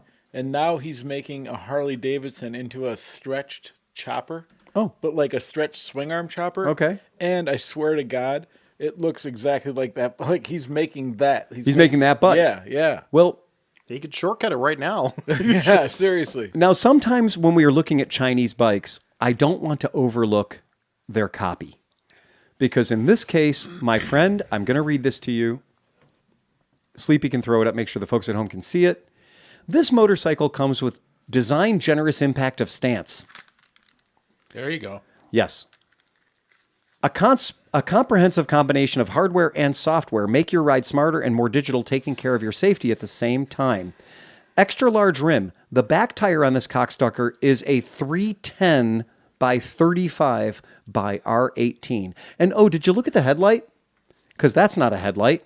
That's some weird fucking That's a industrial flashlight. vacuum in here. You know, what is that? What's It's going a on there? flashlight. That's the pleasurable part of the bike. That's the flashlight. It does look like an air intake on an old vacuum cleaner. Yeah. It doesn't look like a headlight, and then there's a little baby headlight above it. But then for the folks at home who are playing the home game, look at that back tire. No. This is ridiculous. This is insanity. In a 700cc bike? Come on, man. This is ridiculous. Well, what's the market for U.S.? I've had 3 calls already. Yeah. And Are so you I've serious? had 3 calls already. How much does an M109R cost? They are literally saying they're in their copy. It says 310 millimeter sports car rear tire. Like it's not a sports car rear All right, tire. now we can talk about the Benda again. Oh yeah, right. It has a couch level seat cushion, right? Yeah, and Sean's here. Your training's over. Somebody looked in the mirror and said Benda. Benda. Hello. The night is complete. Yes. It is complete. Training did end a bit early, so I thought, why go home? In the so that snorkel on the front of the bike that we thought was a headlight is not a headlight. The headlights are in the intake snorkels and the VMAX snorkels on the side of it. So the VMAX snorkels where the air should be going in, the light is coming out of. That's fucking weird. This is a weird motorcycle. This bike gets all the fucking weird. I don't have a good answer for this. I do have an answer to say that it is the most Chinese thing that's Chinesed around here in a very long time. You know, I'm going out on a limb here and saying after last time saying literally every freaking bike looks exactly the freaking same. Okay. And the fact that this doesn't This look doesn't like look the same. everything. No, but do you I'm good remember? with this. Do you remember when we were at the AIM show last year, and there was that other one that was an 800cc? What is this one? Thunder This Chicken is Talking Brain? 700cc. So this was a different brand though, because remember it was the other one. They had the red sport bike thing that was like the That Jama was a Schlappa. V-twin.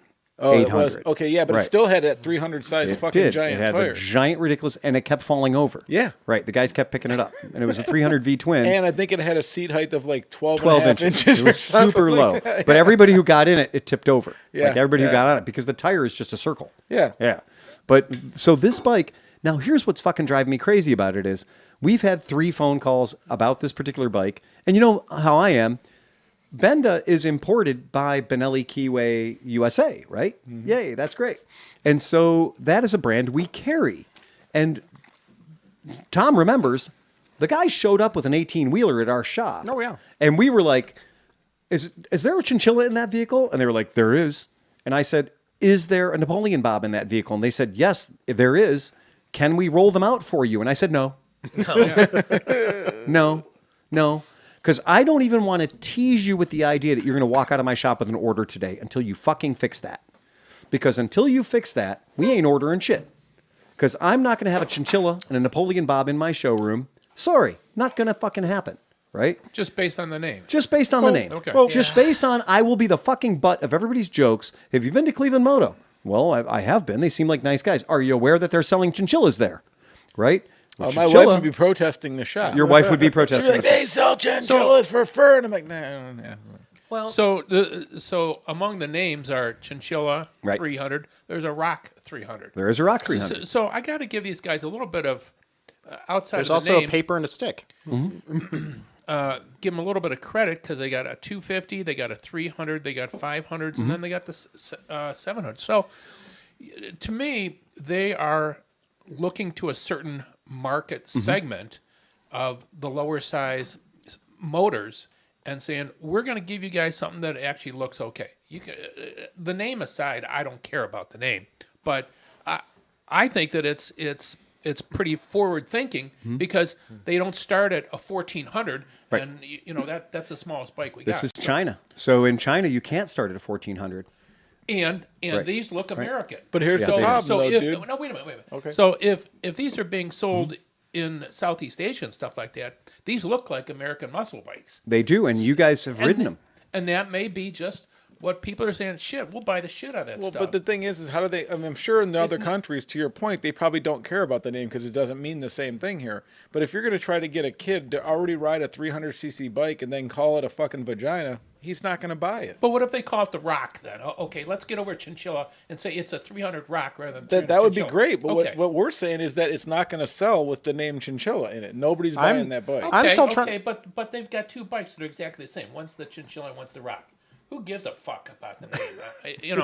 I settle down. Well, I get a little fuzzed up on that, but But like, who are you gives mad a- at? I'm confused. but think about, the best intentions can go awry with bad branding. settle down. Yeah, right. No, you don't have to settle down. Well, hold on, Stay because feisty. Because the thing is, the bikes are nice looking. Like the motors were tight looking. It looks like the tooling was nice. Everything on them was a nice looking bike. so I'm going to pull a picture up on the screen. okay. Tell us Okay. how you really feel, Chris. And if you guys are sitting here at this table I right think you're now, pounding your hounds over the name. I don't care. if you guys are sitting at this table right now, you're right. You are right about that, Chris. It probably could be a great bike, but we just get lost in the Chinchilla name. I agree with that. much. I'm still trying to figure out what goes in a Napoleon Bob. Is that a champagne drink or Yeah.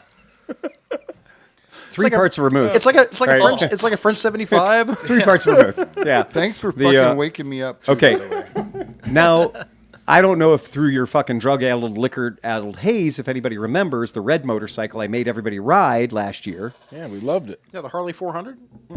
350. 302. 302. Look at the screen, people. Yeah. Look at the screen. Okay, so I let all you guys ride the QJ Motors 302 called an SRV 302S. Everybody rode it. Everybody said they liked it. Everybody said it was a great bike. It's the bike that you see here with a slightly different gas tank because QJ is Benda, is Keyway, is QJ, is Benelli. Put whatever fucking name you want on it. A rose It's the is a same rose fucking is a bike, rose is a okay? rose. So a QJ SRV 302S, we all liked that little V-twin. We all thought it was cool. Yeah. And we all thought, kind of curiously, that in its orange or red livery, it looked enough like a Harley Davidson to make people be like, oh, well, that's cool. I like a little V-twin motorcycle that looks like a Harley Davidson. And it rode great. And it did look really cool, and it rode great. It rode fantastic. So if you liked it, I hope you liked it, because it's the same fucking bike, right? That V-twin 300 was a bike that we all had fun riding around on. What's the difference? Well, what the difference is when we say, one, is it QJ? Is it Keyway? Is it Benelli? Can somebody please help me narrow this down? Will the real Slim Shady please stand up? Because I understand that your Loncin and your BMW 900 cc's are ultimately the same bike. But in our country, we're more comfortable if you don't call it a Loncin 900. Okay? Right? So if I show up on my BMW 900, we're all cool, everything's fine, that's great, spend the money, buy the bike. But if I show up on my Loncin 900, well, we're going to have a little problem because it takes a little while for the American consumer to warm up to certain things. The American consumer took a while to warm up to Honda 600cc cars, right? So the Honda Z wasn't like hit the showrooms and they sold out of them in the first week. It took a shit ton of Honda Civics to get to the point where, the Honda CVCC, it took a hell of a lot of those to get to the point where people were okay showing up to work, riding, or driving a Honda Civic. The same is true with the Volkswagen Beetle. For a whole long time in the late 50s and early 60s, Volkswagen Beetles were not desirable cars. They were cars of last resort, Yeah. Look, it doesn't even have a radiator, right? So that kind of a deal is a tough one. The reason that I think we're going to have a problem is that this company needs to be acknowledging their United States market. And if they're going to come into the United States market, just like Marini did with the Vettore, when it was the All-Thrike, they went, we all looked at them and said, ain't going to work. And Marini said, okay, we listened, we heard you. The All-Thrike is now the Vettore. Right. Right? Sure. That's the right way you're supposed to respond. And by the way, if you are trying to sell your small Chevrolet in Mexico or Spain and it's called a Nova and your Spanish-speaking public goes, that means it doesn't go. Yeah. Right? And they're right. You don't call it that in that market. You change the name of the vehicle for that market. Right. That's the same way that the Himmler didn't sell well from Volkswagen when it came to America. They had to change the name, So they said Passat instead. So that was, The Wilhelm scream horn was just weird. Yeah. So I really do think that like our the SRV 300S that we trotted around on, we really thought that was a great bike. We got a big kick out of it.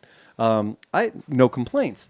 Now, if they're going to do that in our market, take the time, order the stickers, because it's always just stickers. Yeah. Just take the time and order the stickers and do something. If you know your English-speaking market is going to have a problem with the name Benda, Right.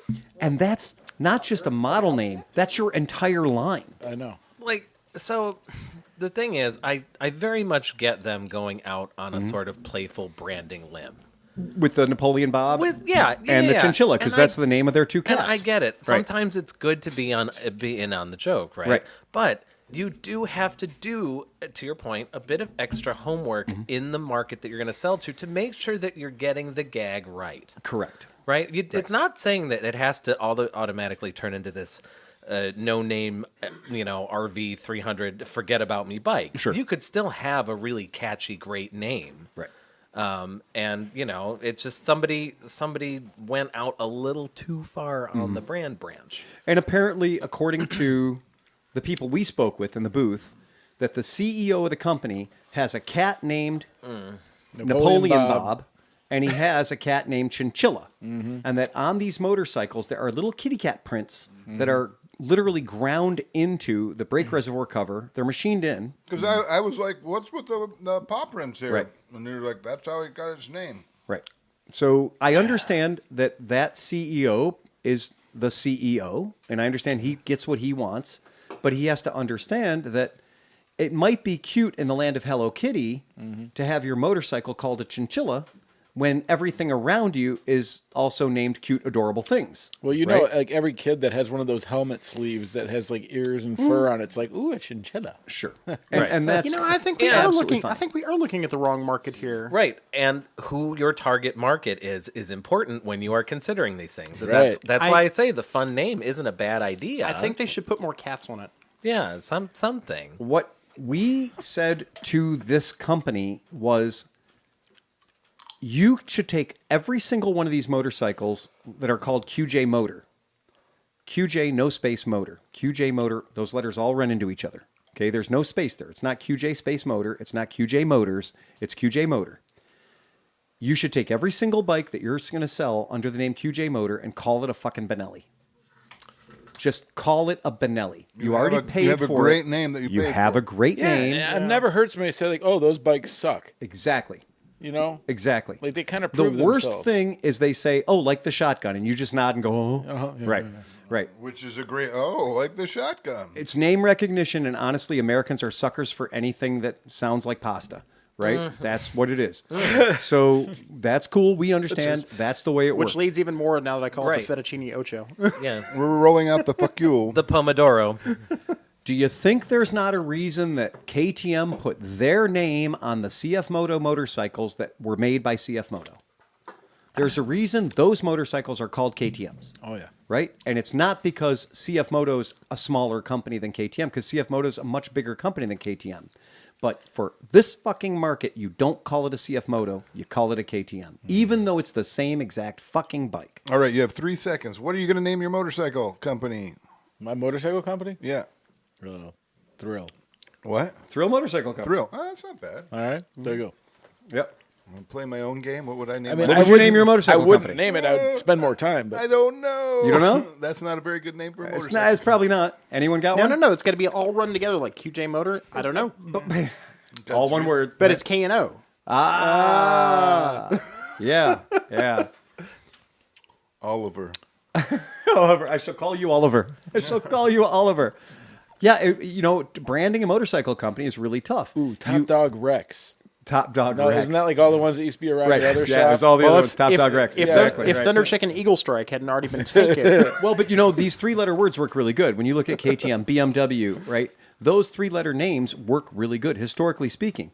A 3-letter name for your motorcycle company is not a bad thing to do. WTF. WTF Yeah, is not awesome, bad. dude. No, I just kind of cool. Actually, Right. man. Magnum Throtto. Well, what's Tom's favorite Chinese motorcycle company? Bashan Astronautical, I think. It's something like that. Aeronautical. Astroaeronautical. Because it brought to mind Baoshan Astro Aeronautical. It brought to mind the fact they were building submarines for space. Yes, it does. Yes. Yeah.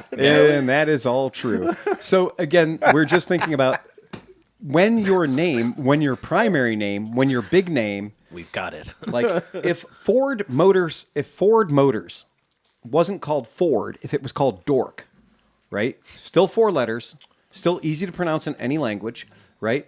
If it was called Dork and they went to an English-speaking country, they would want to change that, right?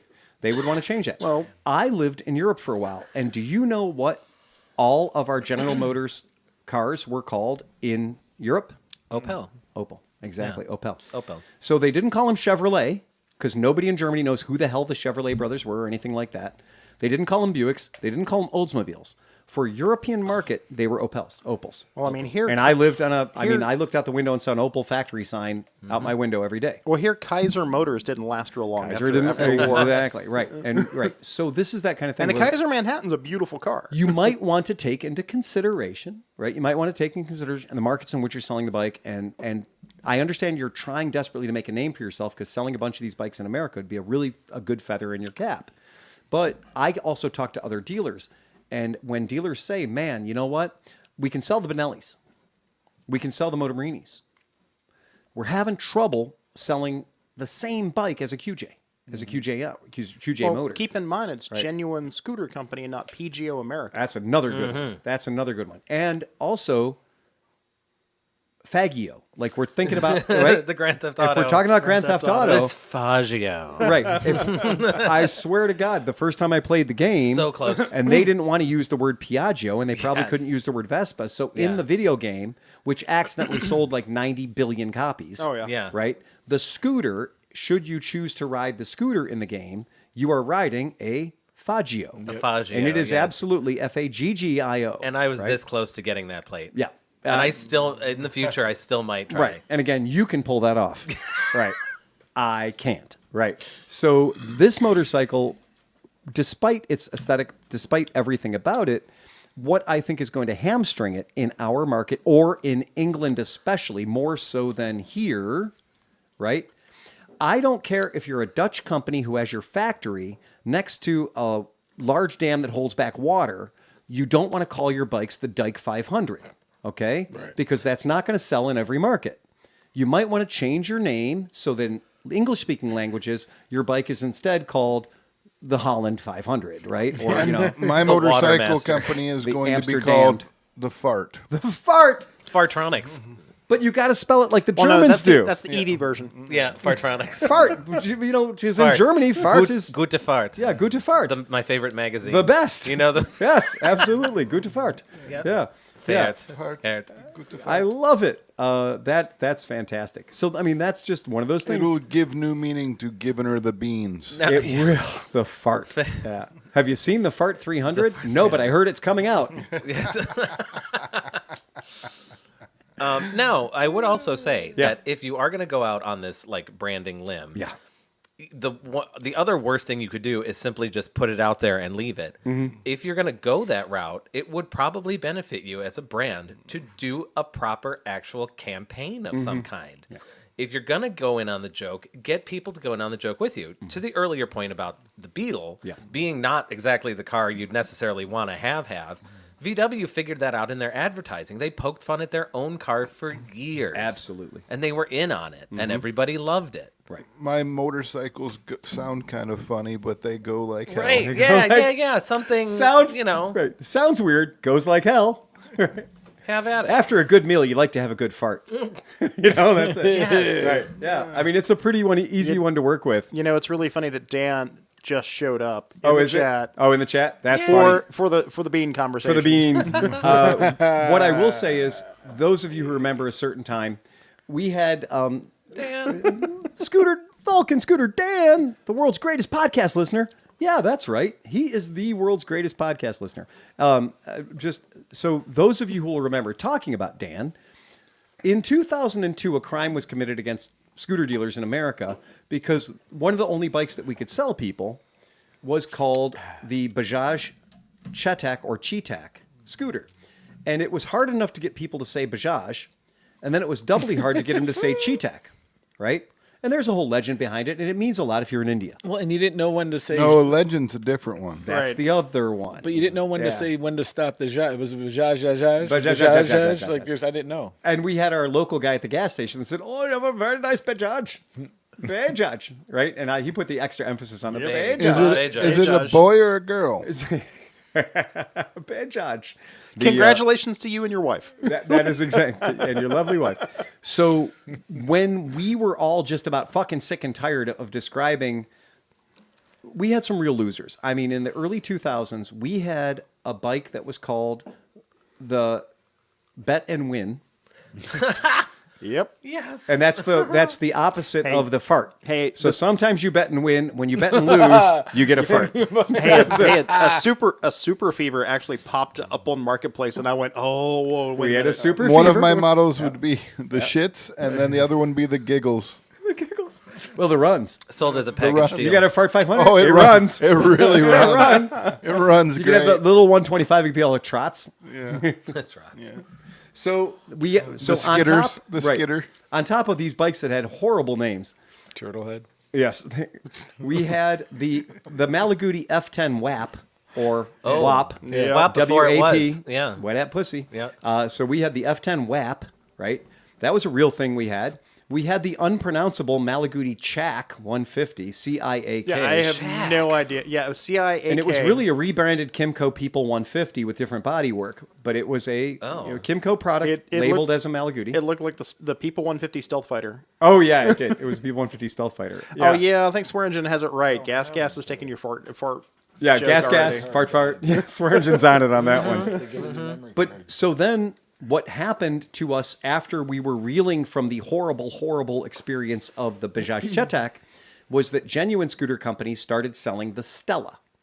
So the Stella came in, and we knew that in the home market, the bike was called Star.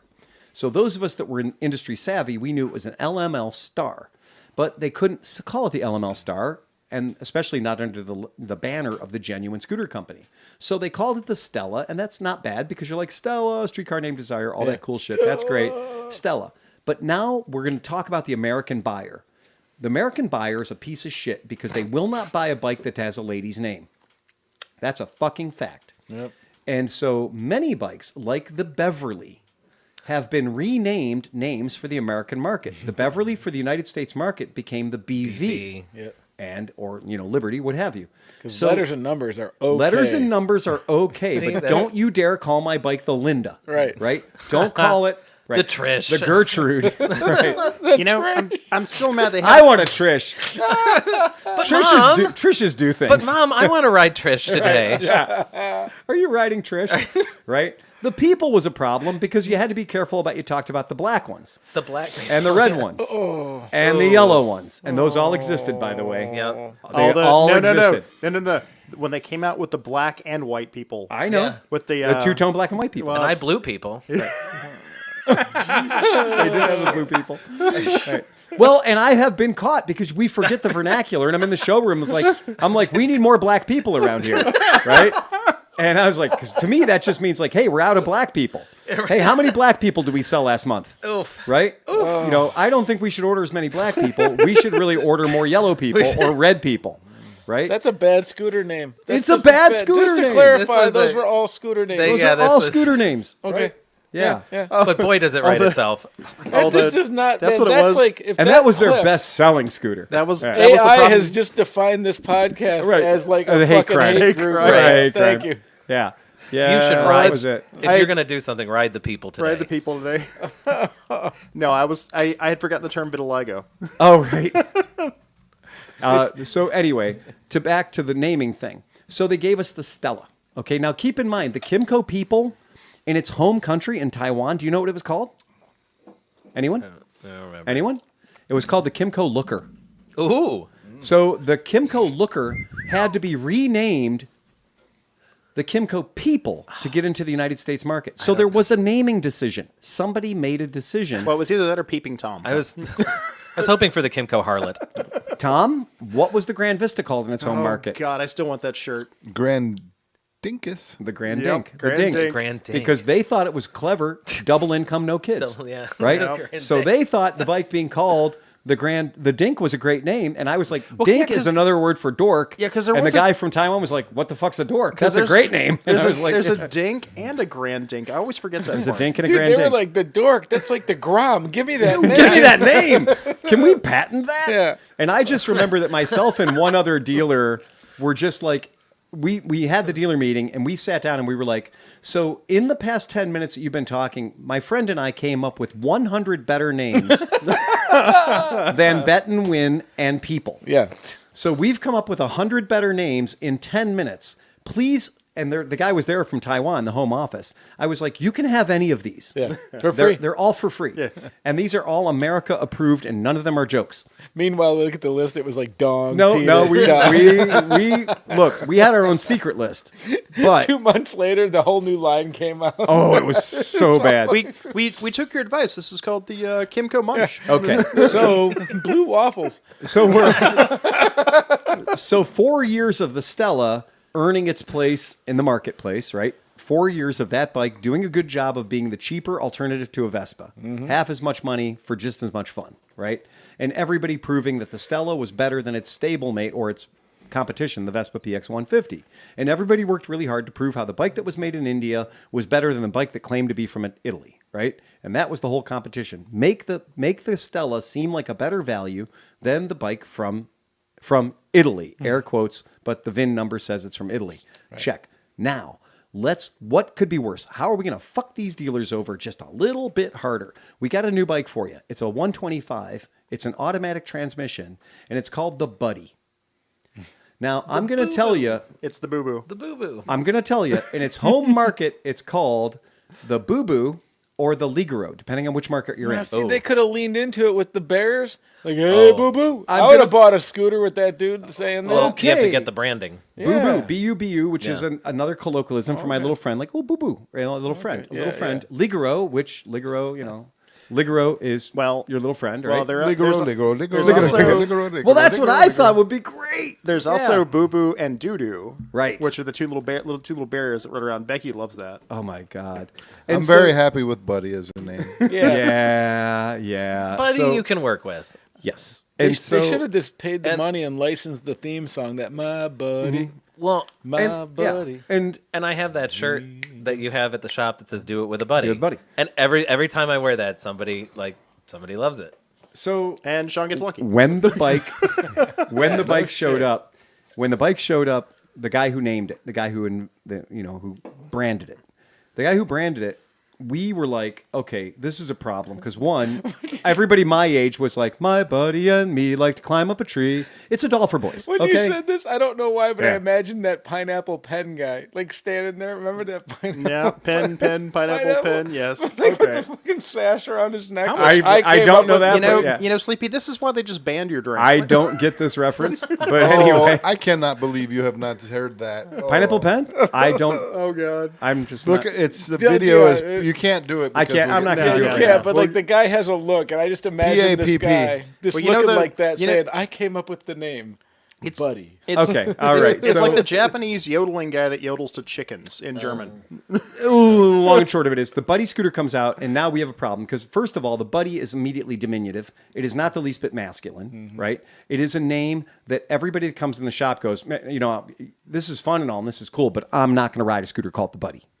So anybody that we had in the shop, any potential customer had to get over the name. And it took the bike several years of true rock hard performance and being the best thing in the world. His buddy was rock hard. Nothing better than punching a rock well hard above buddy. its weight. That bike had to be so good to overcome its name. Hey, buddy. It became. Bike was better than its name. Had it been called the Ligero, which means light, light, it would have been fine.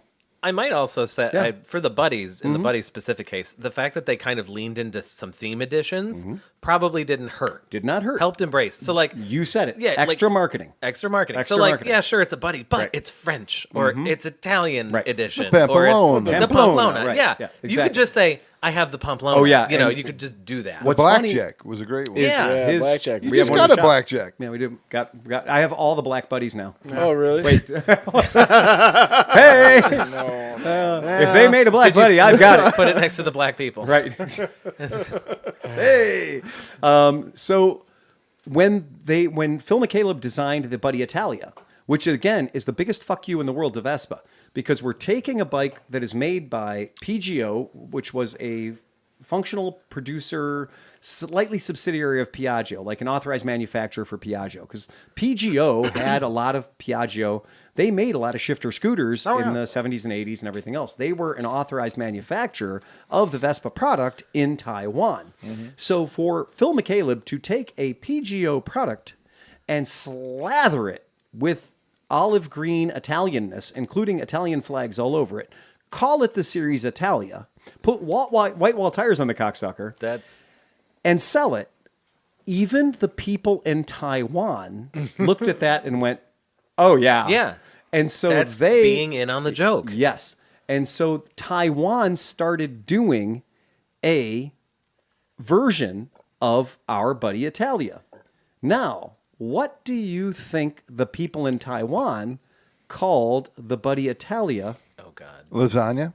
The Mario? Not the D word. The America. Oh, the America. Oh. What? And that didn't work, so they renamed it the Army. So because it was green, and again, Oh. Taiwan sensibilities being Taiwan sensibilities, Wow. right? I was off. Yeah. Yeah. It was literally sold in Taiwan, initially branded and badged as the USA, the America. And then they changed it and they left the red, white, and blue flag on it and they called it the Army. Wow. And that is one of those crazy, crazy things. But that thing was it was a real thing that they sold using Phil McCaleb's design. They just rebadged it, and it was silly. I mean, it was silly as hell when we started seeing that thing showing up in the motorcycle show circuit as that particular name. Super crazy. But yeah, so that was nuts. Here we got a pretty interesting comment from Yeah. Fat Guy on a Mini Bike. He says, seriously, look up the video for the EICMA 25 Hero Motorcycles booth. The Hero Harley Davidson 440 has 3 trims, looks good as shit, and HD said the Sprint would have 3 models too. Exactly. Yeah. Yeah. That's that right there is, we talk about, they always say, we're not going to bring this to America. Right. It's just for the European market. It's just for the Indian market. It's just for the Chinese market. Is it? Yeah. How long? Yeah. How long? So you said that's the EICMA. Was it Hero? Yeah, Hero booth. Yeah. The Hero booth. I remember. Yeah. And maybe next year I might go. We'll see. Right? We'll see what happens. But the I'd be into it. well, I mean, come on, right? Italy? Yeah. Italy, boys. That's what that is. Ciao. Welcome to Italy, girls. That idea of, this is a bike that we're never going to have. We're never going to bring it. We saw the Hero we saw the Hero at the AIM Expo was called the Maverick, right? And we were like, oh, they're trying way too hard. Yeah. And that bike is the bike that ended up getting branded for the Harley Davidson line. So wow. Yeah, it's bonkers. It really is. All that stuff that Hero's a massive company. You cannot grasp how big Hero is. It really is insanely big. I mean, that company's over the moon large. And Hero makes Harley look super small. Mm-hmm. So the fact that Harley's going to go to Hero for their Chinese manufacturing, right? That says a lot, and that they're going to have the whole line of the Sprints, right? You can throw the picture up if you want, Sleepy. Yeah. But it's kind of nice that they're going with a good company. It is. Well, they're certainly a big company, right? Yeah, right. Now, whether or not that's going to have traction in the American market, we don't know. Right. We don't know because there is a Sportsterness to that rear fender. Right? Yeah. There's a Sportster. It's the thinnest plastic in the world too. Looking at it. Oh, that's terrible. Yeah, that's pretty bad. You can see light through that plastic. What's the opposite of my normal noise? Oh, this is not that good sound. This is definitely not a good sound. But again, for their market, Harley Davidson's going to sell a shit ton of bikes and motorcycles. Harley Davidson needs to sell a bunch of bikes in China. That's where the market is.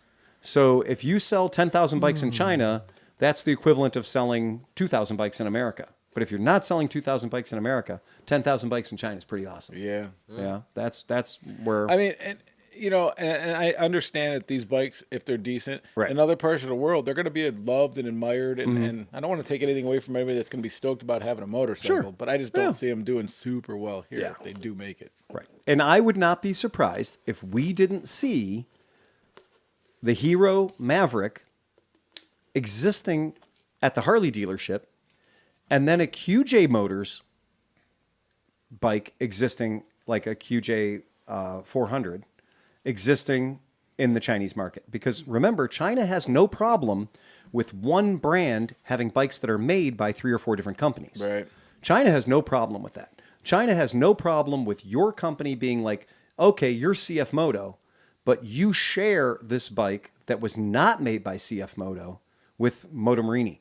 Because that's what's going on with your Vittori 450 and your Ibex 450. Well, the auto dealerships have been doing brands have been doing that for years. Yes, they have. Yeah, I want to see the ADV version. The Danger Zone. The Danger Zone, absolutely. Yeah, it pairs well with Maverick.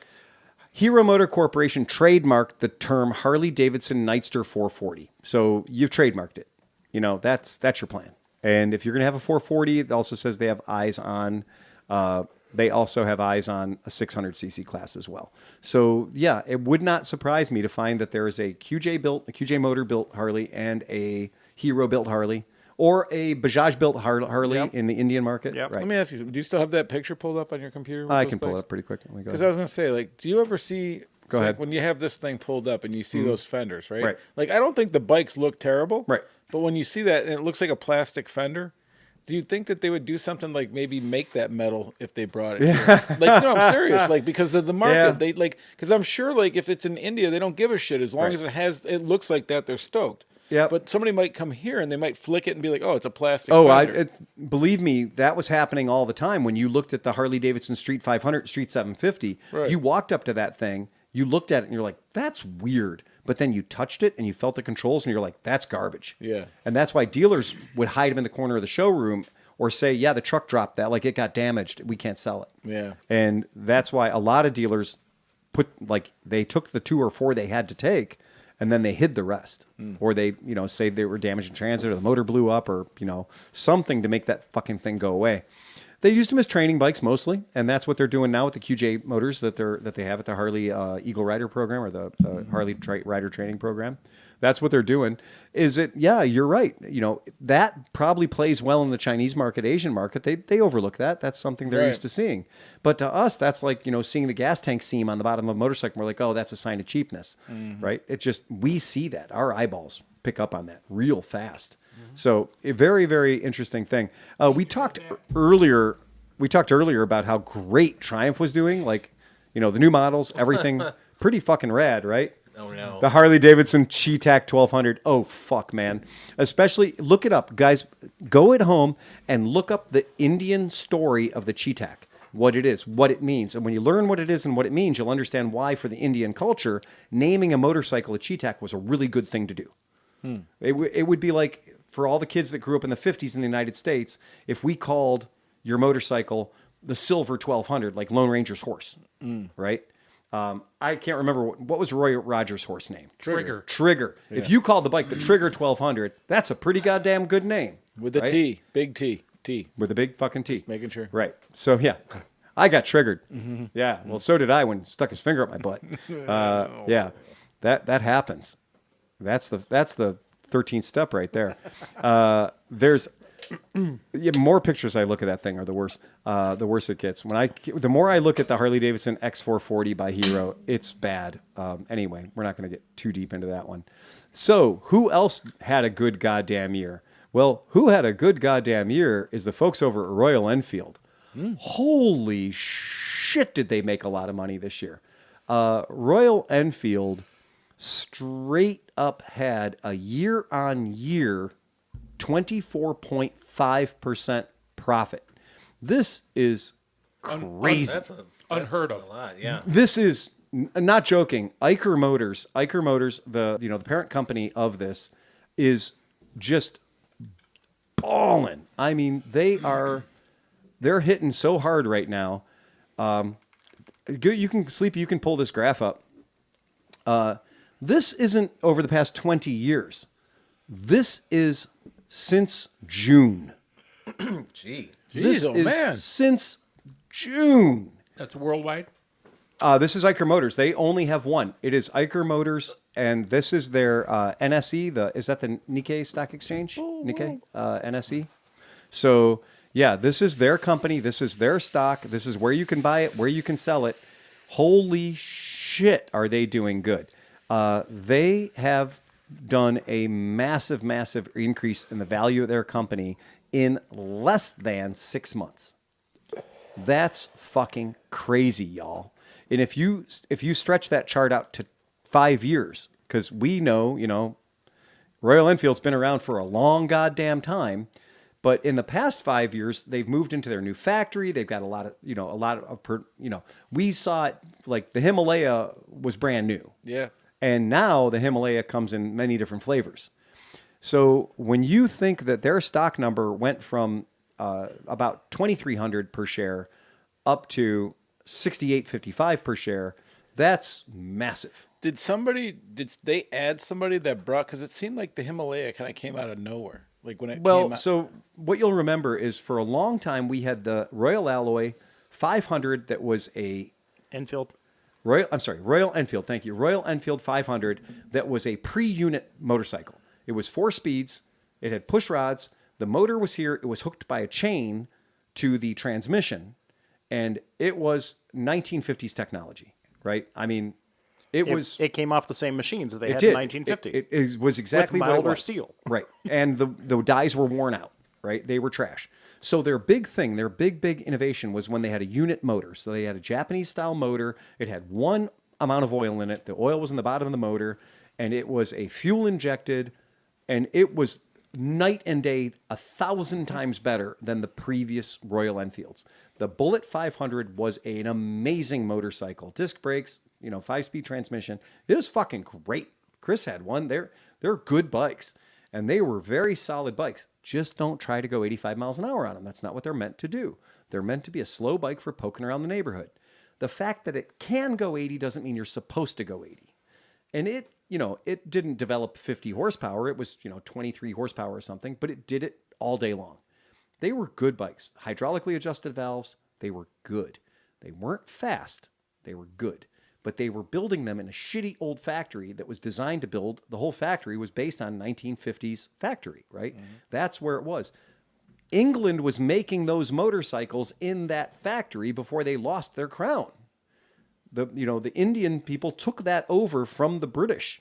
You're persona non grata. Get the fuck out of here. This is our factory now. And they kept building the same bikes that the British were building there. And that's where the Royal Enfield came from. Now, when Eicher family new blood took over and we have a new CEO who's in his 30s, they're going to build a whole new factory. And they did. And so those unit constructed engines, those 500s, were the last engines built in the old factory. Everything else after that, the 650s, the 411s, like the 350s, all those motors all come out of the new factory. And the new factory is modern cutting edge, ISO 9002, whatever. They're like cutting edge factory.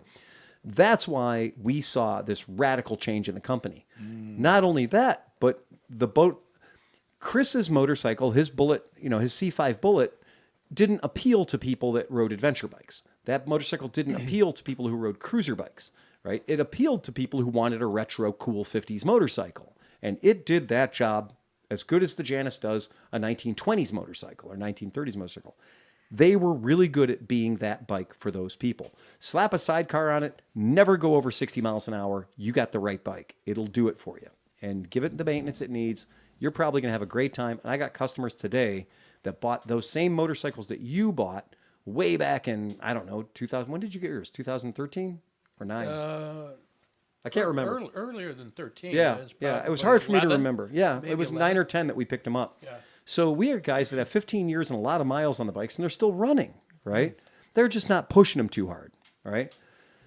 Well, when you look at this company's timeline, when they got that new factory, off to the races. And more important than that, the people in their country, as we and everybody else on the planet started sending more cool shit to be made in India, the overall income for the people of India raised dramatically.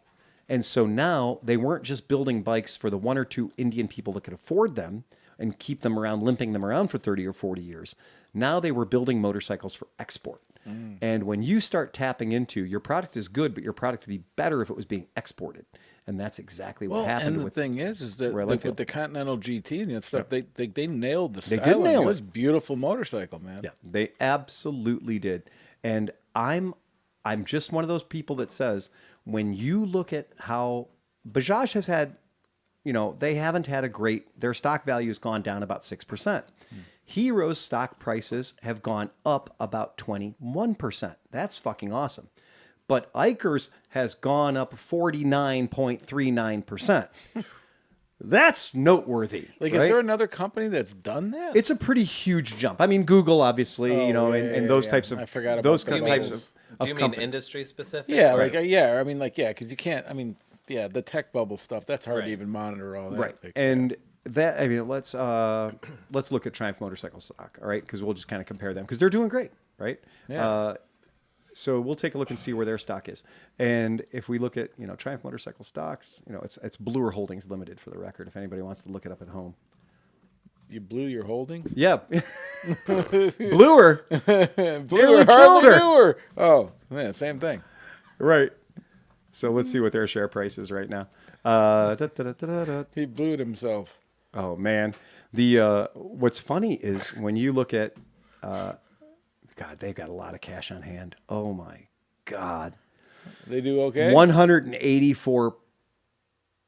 Is that billion? No, that's 184 million. Their net worth is 1.2 billion.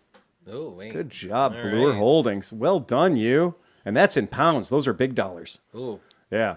Yeah, those are big ones. So let me see here. They're big numbers for those guys. Yeah, I don't. God, why is it so hard? And Yahoo, I can get a picture of anybody's stock ticker ever, and there it is. Yahoo Finance UK. There we go. All right.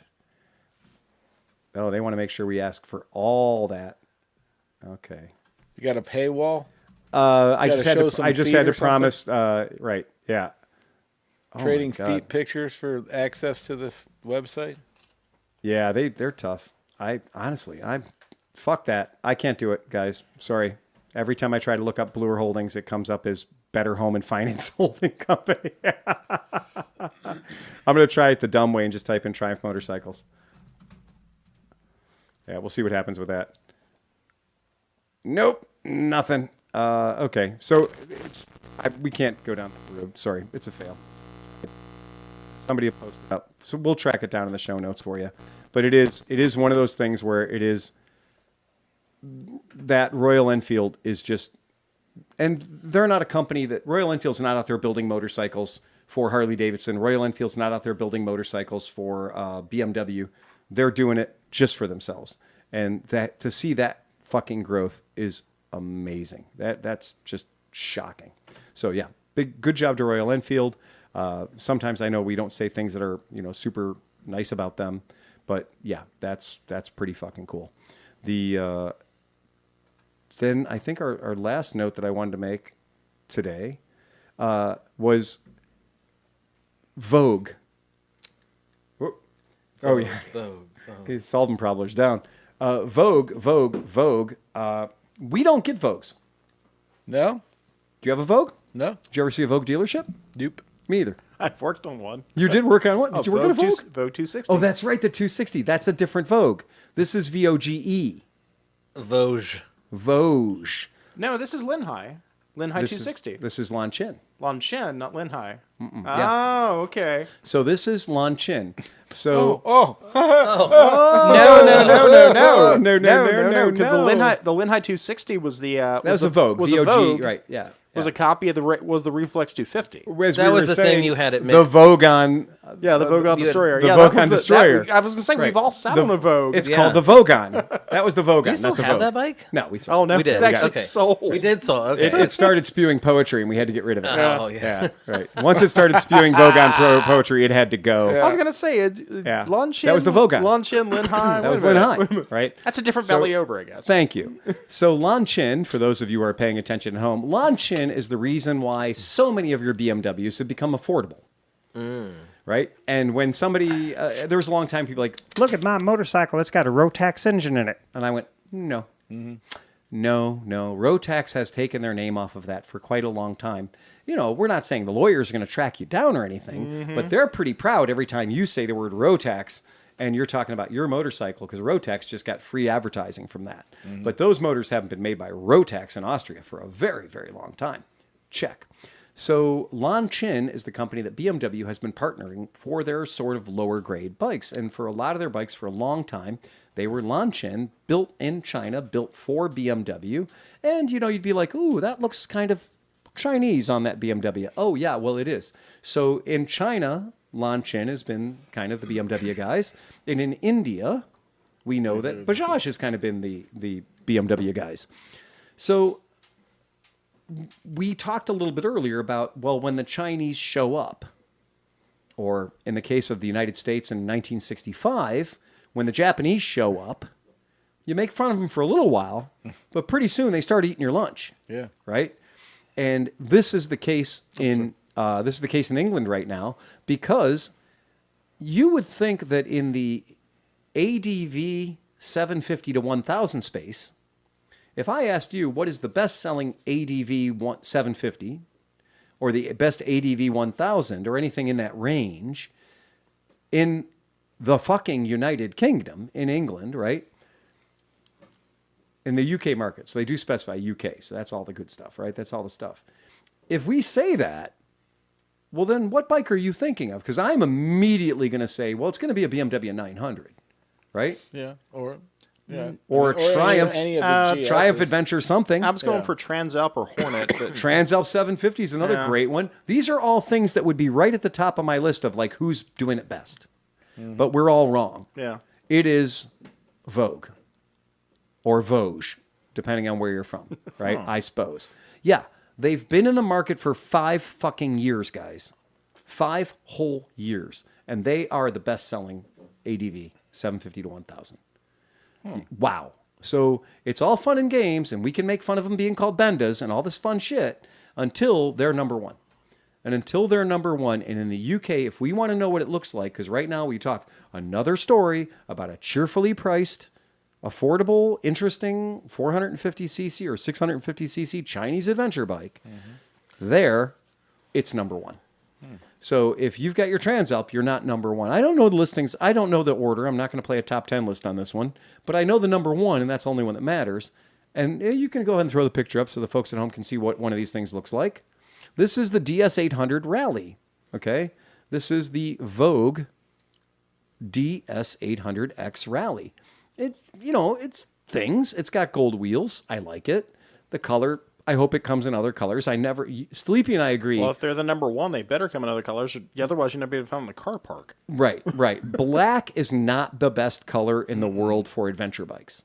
When Zero did their Black Forest edition, I didn't like it because, black and dirt just don't go well together, black and dirty bikes. But it's not a terrible looking bike, but it's not a distinctive looking bike. It does look like, it looks like all of them. Well, like I said, everything looks alike now. If They you all told me look that alike. was a Yamaha Masaki or whatever, the one company that puts it all together, Right. I'd be like, I would be like, okay. If you told me that was a Marini X Scrape, I would have, same And thing. if you would have told me it was a Tiger 800, I would have believed you. If you said this is a Tiger 850, I'd go, okay, it's a Tiger 850. no, because this one doesn't have a flat top mullet. the fender is just round, the whole fender, and it See, doesn't. they got it And right. it doesn't have a schnabel. No. but it does come with all the scaffolding already on it. The right? schnabel's like putting a sock in your pants. It's just not The necessary. schnabel, man. like the fender and the unterfender, Yeah. is kind of that like. it even has those little olive projector. Yeah, the fog projector lights. beams. Yeah, it has the projector beam fog lights that are ubiquitous on BMWs and Moto Guzzi's everywhere. And the ones that are available for like $14 on Amazon. now. Oh, yeah. Yeah. They've become so cheap. I remember having to pay like $800 to Oh have one God! that you How could much actually see. the Sean Stevens ham sandwich? The ham sandwich, right? Yeah, that was right. They were Right. fucking expensive. But when you, I'm just gonna say it. It's their number one selling bike. yeah. So if it's their number one selling bike, okay, that's winning. Well, look, Like, in Cove, you're man, winning in 5 years. People love Cove, and that just came out a couple years ago, and they're like, "Oh, this thing's gonna be a piece of crap." And I think they raced. Didn't they do Dakar or Baja? They did some fucking race over there. So, That bike in pounds in the Queen's currency, that bike is I think it's $79.99. So now here's what's weird. And you guys are playing at home. That pricing when we're talking about motorcycle pricing when it's pounds to dollars, it's $69.99. I'm sorry. Most times when you see a motorcycle listed as with a UK pounds price and they bring it to America, it's hilarious. It's the same number. So you'll see a bike listed in the UK market for £9,999, and magically, when you sell it in the American market, it's $9,990. And the reason for that is mostly VAT. So it has to do with your out the door price or on the road price being so heavily taxed with those guys. It's what the rest of the world calls a tariff. Exactly. Oof. But it's 800 cc's and it's 93 horsepower. So you got not a bad bike, man. That's not a bad bike, man. But the question is, does it hold up? Well, they've only been selling them for 5 years in that country. So, but it's number one. So sometimes I guess a price point will get you there. Yeah. Tom and I know because of the Royal Alloys, like this fake Lambretta that runs a Piaggio motor in it. And then there's also the actual called a Lambretta 200, which is I think SYM or... Yeah, I think it's SYM. Historically it was Sim. I think it's SYM. So those bikes are thick on the road in England. Like that's who's buying those bikes. It ain't America. We ain't selling them. And a 300cc fuel injected bike in China home market is going to be taxed real super high. So the 125 and the licensure required for a lot of 300s is going to be really, really hard for that market, that home market. So those 300s are mostly done for export, and the biggest place I see them on the road is in the Philippines and in England. So in UK, that's where I see most of those guys. But yeah, 7,000 pounds on the road, right, for an 800cc with over 90 horsepower. Kind of a good deal, that's kind of feel like what the Marinis at. The And that's- Marinis are like that $6,000-$7,000 range. absolutely, yeah, and that's I believe if a Moto Marini came out with an 890 horsepower, right, we'd be right there, right? So Well, what's the 1200 gonna have? a lot. It'll have all of them. Promise you. I'm stoked about that. Yeah, thing, man. it's gonna be. I mean, that's gonna be something that's going to be that. I was looking at the pricing for the Moto Marinis, and it is literally dollar for dollar a dead match between the U.S. market dollars and the UK market pounds. Wow, cool. That's crazy. Like, to me, that's a silly thing, but that's what it is. It's very interesting when we talk about stuff like that. There's still a couple of Marinis. If you're interested, I still have a couple of the STR 650s. Again, come on, man. $5,349. $53.49. Yeah. For a 650. Great bike. That's a crazy deal. That is a crazy, crazy deal. So just making sure you know that, and we still have two of the X-Cape 650s as well that are super discounted as well. If you do want to have one, we have them at the Rockstar low prices. Yeah, that's a thing that's happening still. But yeah, kooky. Not for me. Looking at that, earning that bike number one title, earning that we're the best selling bike, man, that's a tough one. If you said, am I going to see that happen? I didn't think it was going to happen so soon. Yeah, right. Hi, we're in the market. 5 years later, Honda, we own the market. Like all the other brands, they're not. None of those are hitting out there. Huh? Why not?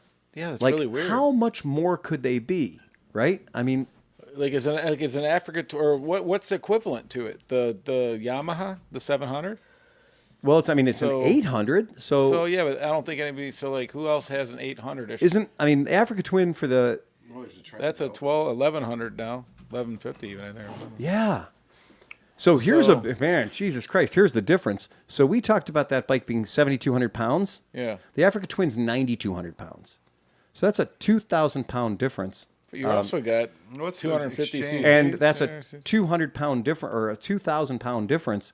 And the Vogue, that Vogue is at 800, and the Africa Twin's at 750. So if that matters to you, right? Africa Twins. What's Africa? XRV 750. They're at Transalp. Transalp. Yeah, thank you. Okay. Well, no, yeah, right. Yeah, thank you. Yeah, thank you. Yeah, because I was looking at Honda UK, and looking at Honda UK, Straight from the dead. Right. McElfresh comes. he comes He back. just popped up. Right.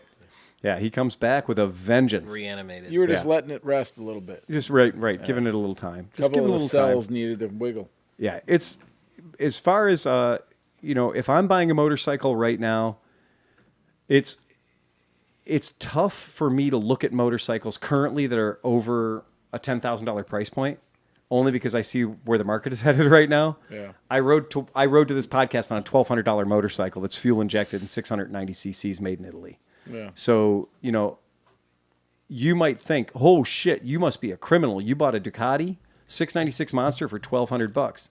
But if you bought a Ducati 696 Monster that's 12 years old and has the original factory tires on it, what did you say, how many miles are on it? 3,463. Right. Whoa, I just saw it. That was crazy. Yeah.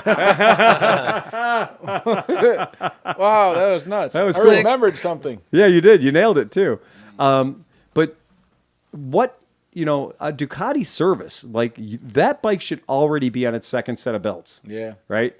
The Ducati service bill is a fucking offensive item.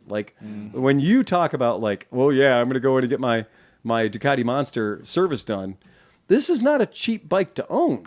This is a very, very expensive bike to own. You remember, Mark will argue that with you. I understand. He'll say it's not that bad and it's not that hard once you have a little bit of an understanding, OCD, and an amazing tool set. And an amazing tool set and OCD. He leaves that part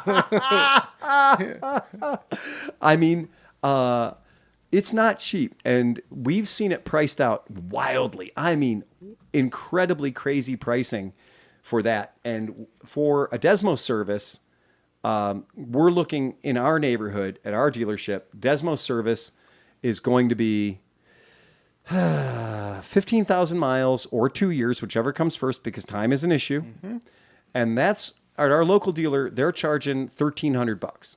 Okay, so that's $1,300, and now that doesn't include the belts. Tom's looking over, going, "You want it cheap or fast?" Oh no. As soon as he said how much it was going to cost, I was like, yeah. Usually the average used to be $1,200, so now Right. it's gone up $100. Right, and that's where when you call it on that and you say, okay, let's now, instead of calling it a valve adjustment, let's call it a belt and valve service, because that falls into two different categories for them. Their then quote, their national quote goes up to $2,300. So that's a very expensive motorcycle to own if every 2 years they're expecting you to do that. Now, granted, you're probably going to be like, yeah, but it's 2 years or 15,000 miles, right? But you are playing it fast and loose with the rubber in those belts. And that's also for a 700cc motorcycle. Exactly. Yes, that is a 700cc motor. It is absolutely true. And it's a great bike. It runs great. I love it. It's super fun to ride, all of the above. But if you are not really willing to, our local Ducati dealer for an annual service, which does not include belts and valve adjustments, is $850. So, ouch. That's, know, that's 3 quarts of oil and a Fram filter. I hope that it's more than that. I really and a do. Computer reset. Yeah, I hope to God it's more than that. But that's what they're charging. That's what they're getting. And I've seen, I've had the customers come into my shop, including the guy we bought the bike from. So the guy we bought the bike from was like, "Oh no, it had the belt and valves done." I was like, "Great, show me a receipt." Because right now, every piece, that bike, all the sealant that was on it from the factory, all the hardware that was on it from the factory, clearly virgin. Never been touched. This guy bought the bike, maybe did a service at 1,000 miles, maybe did an oil change at 1,000 miles. And I don't think it's had anything else done to it. Life got in the way. Life got in the way. And he has 2 kids. Wife said, you have to stop riding. Life for got a in the while." way. Yeah. It did. Well, I mean, they put the battery change alone is a $300 job because you're paying $100 for the battery, but you're paying $200 to get to the battery. The battery is put in a horrible location. The gas tank comes off the bike to get to the battery. And that is not bueno. And that's also the plastic gas tank, which likes to swell. Yeah. And there is no replacement for that gas tank. It literally is. Ouch. You replace it with the same gas tank. So we had a comment come in, Yeah. and it said asking about the 2026 Kawasaki KLX 230 Sherpa. And I had What? not heard about Sherpa. this. And Wait I got a second. really A excited. new Sherpa? A And I Sherpa's got coming back? super stoked, and then pull it up, and then I got disappointed in 1 second. What? Not because it's probably not an awesome bike, but they already fucked it up. Oh, no. Just when you pull it up, tell me what's wrong with it. Okay. What made the original one make everybody here have hard nipples? Well, There's one reason for The it. color and the gold wheels. And what else about Stainless it? exhaust. The front end had a certain look to it, and they It fucked did. it up. Now it just looks like a fucking cheap Hawk from CCS or something. Oh, no. Really? But it's probably a great performing ruin it? Because I love the Sherpa, man. The Sherpa original just is a one. cool bike. I mean, Oh. yeah, the Sherpa is just a cool bike. And it was cheap and cheerful and all the good stuff. And it had a Euro low front Electric fender. That's the start, important part. 6-speed. That's what gave it its unique You like, non-dirt bike look. You definitely like that. Oh, got that was a my lot. first adventure bike crush, man. Was it really? Yeah. Yeah. I mean, I gotta say, you can throw this picture up for the folks at home if you'd like. But I don't think it's bad looking. No, it's not. But that thing should have a fucking low fender. And if they're gonna call it a Sherpa, it should have a low and fender. it should be slippery. The gas tank was like smooth yeah, and man, it was- slippery. and that fucker should be. That was iconic. yeah. Green and fucking silver with the gold rims. And it had a picture of an antelope on it. Yeah. How cool was that? I mean, but I'm not saying that this bike's not going to be an awesome performer because Right. the original Sherpa was great. Yeah, yeah. Well, the magic of the Sherpa was that it was super lightweight, and you could take it. It's not going to be a race bike. It's not going to be a motocross bike by any standards. But the idea was it was a street. It was not that different than the Honda Reflex was, where it was like a trials bike, but you could commute on it. Right. But I And- thought, didn't it have a liquid cooled motor? No. Maybe. I'm not sure. No, I think it was just a 250. Just Yeah. a little, I mean, emphasis a on bulletproof. like, emphasis on fucking- affordable. Right. Yeah. Nobody bragged about I the chased horsepower. one for a while, and they're really hard to find in They good are. shape. They're Just hard to like get. People used them. One of our customers I guess has it's a one good with thing. like 93,000 miles on it. Yeah, and I'm like, you ever want to sell that bike? Just because I'm curious. And he's like, no, don't want to sell that bike. Yeah, but yeah, so they are. That's what it is. But now here's the question is, what they going to get for that bad boy? Yeah. Because I mean, it is at the end of the day, it's a 230, so it's a KL excellent. It's a KLX for lack of a better term. So are we going to have to? It's $58.99. Yeah. So it's $58.99 for that thing. Well, and what's the 300 cost then? I don't know. Let's I bet find out. I think it was like 59. Oh, was it? Yeah, if I remember correctly. Oh man. So a KLX 300. Yeah. Okay. All right. Yeah. The KLX 230 is $58.99. The KLX 300 is 57. Or sorry, the Super Motard 300 is $60.49. Okay. And then the KLX 300 is $55.49. And so to me, well, the street legal KLX 300, let's just do apples to apples, is lower. Holy shit, wait a second. I know, so I'm trying to do the math. Wait a second, that's wrong. Wait, Kawasaki, what the fuck, man? So they go from upside downs on the KLX 300 street version, Yeah. which $56.49.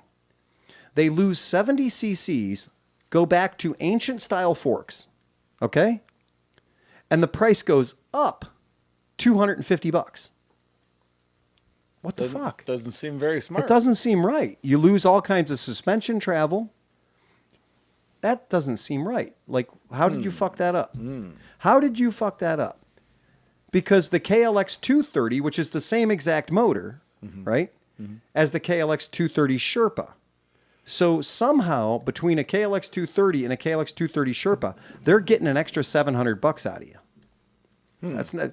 The KLX 230 is $51.99. They're milking the name. They are clearly milking the name. No, maybe check some specs. Maybe it's got like electric outputs or a bigger stator, or maybe who knows? Like, it's got something like that. Nothing. I don't know. I'm trying to figure it out.